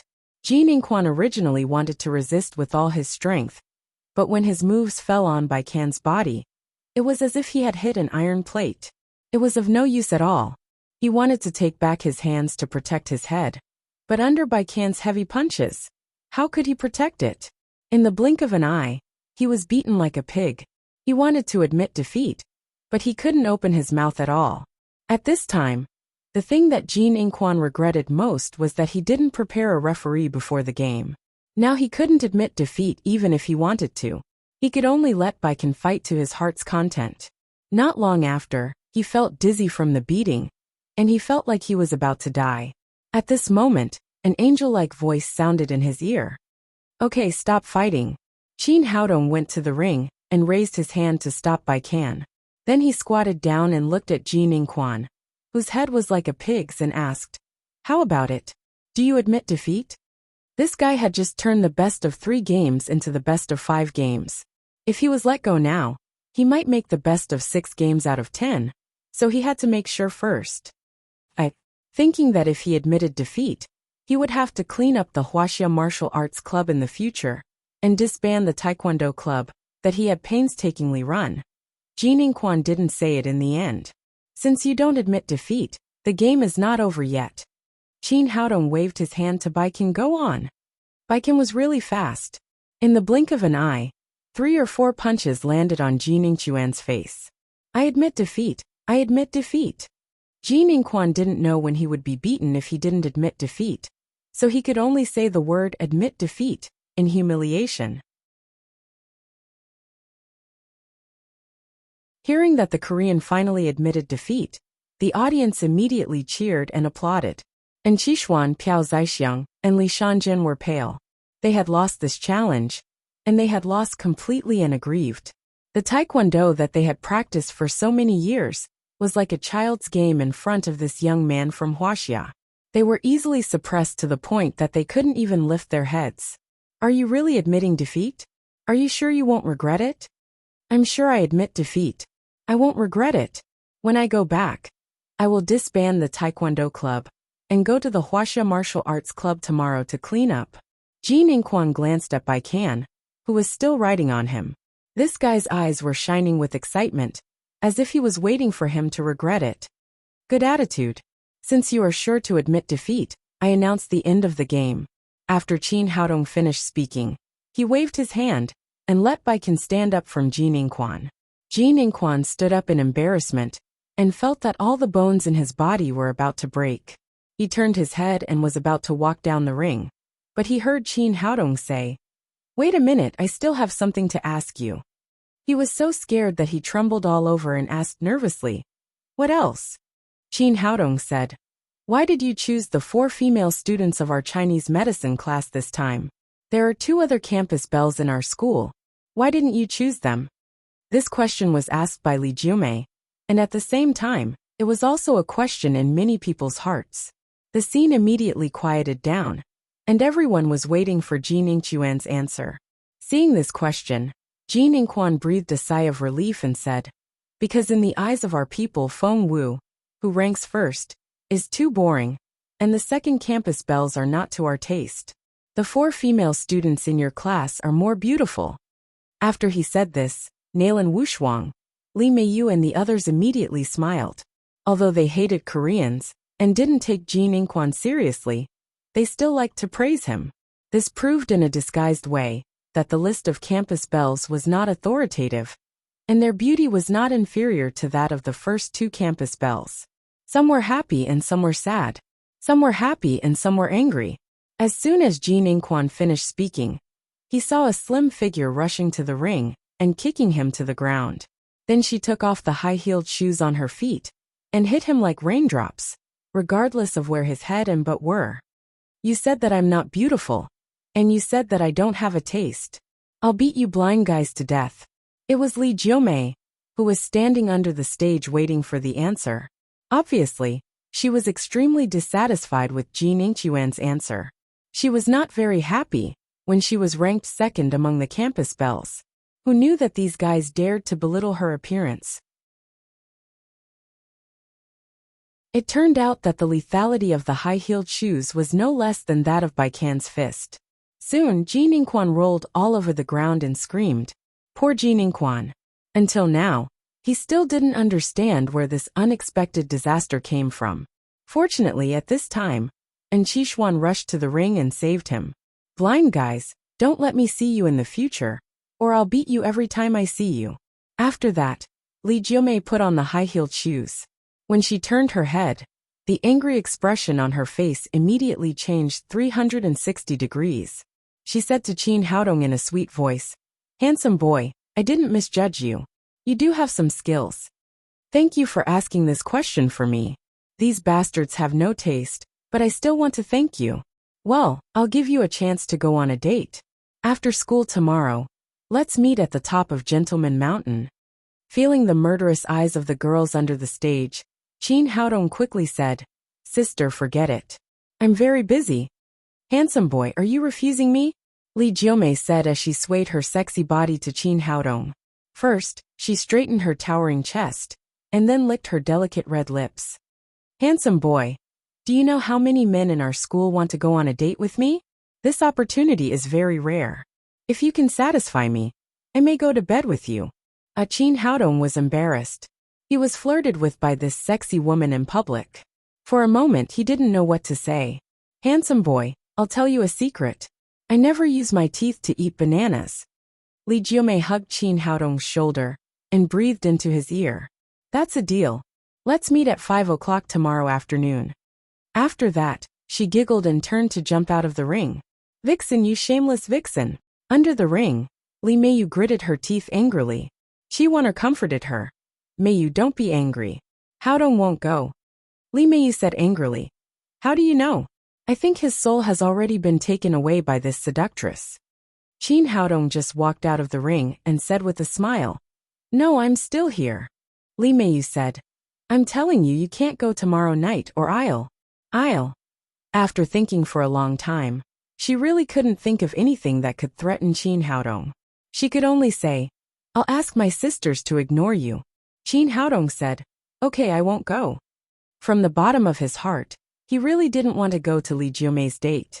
Ji Fubao cried, Boss, this is the second sexy campus belle. It's such a waste that you don't even want to go to her date. Give her to me. Tian Boguang said, We want to go, but the sexy campus belle doesn't like us. You can go if you want. Anyway, I won't go. Qin Haodong said righteously. At this time Su Hui, who had been silent for a long time, spoke. She asked. Li Jiumei said that she doesn't use her teeth to eat bananas. What does that mean? Others might not understand, but how could Ji Fubao and Tian Boguang, who claimed to have read all the pornographic films in the world, not know? Seeing Su Hui ask such a question with an extremely serious expression, they could no longer control themselves and laughed out loud. This time, Su Hui felt even more puzzled. She took Li Meiyu's hand and asked, Meiyu, do you know why she doesn't use her teeth to eat bananas? How can she eat it without her teeth? Li Meiyu, who grew up in Hong Kong, naturally knew a little more about this kind of thing. However, it was not appropriate for her to explain in public. She could only falter and say, Well, maybe the bananas are too ripe, or her teeth are not good. Originally, she wanted to deal with it, but Su Hui became more and more persistent. She asked, But I think her teeth are very good. Even if her teeth are not good, what does it have to do with Brother Haodong? If she doesn't use her teeth to eat bananas, why does it seem that Brother Haodong will be willing to go on a date with her? Does Brother Haodong also like bananas? Her words shocked everyone. Ji Fubao and Tian Boguang laughed so hard that they almost rolled on the ground. Nailan Wushuang held back her laughter and said, You'd better ask your brother Haodong this kind of question in private. Only he can give you an answer. Su Hui asked in bewilderment. Why do you have to do it in private? Eating bananas is not a private matter. Can't I ask him now? Chi Wonner said with a smile. Because he has run away now. Su Hui turned her head and saw that Qin Haodong's figure had disappeared at the door of the Taekwondo club. As an old monster who had lived for more than 500 years, Qin Haodong naturally understood that the faster he ran the better. Otherwise, it was easy to get himself into trouble. After the competition in the Taekwondo club, Qin Haodong's reputation in the medical college had been greatly improved, and he had become the idol of thousands of girls. The next day, Ji Fubao immediately came up to Qin Haodong when he saw him. Boss, the latest news is that you are now the head of the 4 male gods of the Shanghai Medical College. Tian Boguang said with an envious face. Boss, if I had your ability, I would change my girlfriend every day. Ji Fubao came over with a smirk and asked, Boss, today is Friday. The sexy campus belle will go on a date with you. Are you really not going? Tian Boguang said, It's a rare opportunity. Boss, I think you'd better go. The second campus belle is so sexy that people will drool when they see her. Who's drooling? While they were talking, Li Meiyu and the other girls came over. You're tuning in to the Li Mei's Sword of Destiny YouTube channel. We're so grateful for your support. And don't forget to subscribe to join us on this incredible journey through captivating stories. Your generosity through donations truly makes a world of difference, as it's the primary source of revenue that allows me to expand and enhance this channel for you. Thank you from the bottom of my heart for being a part of this adventure.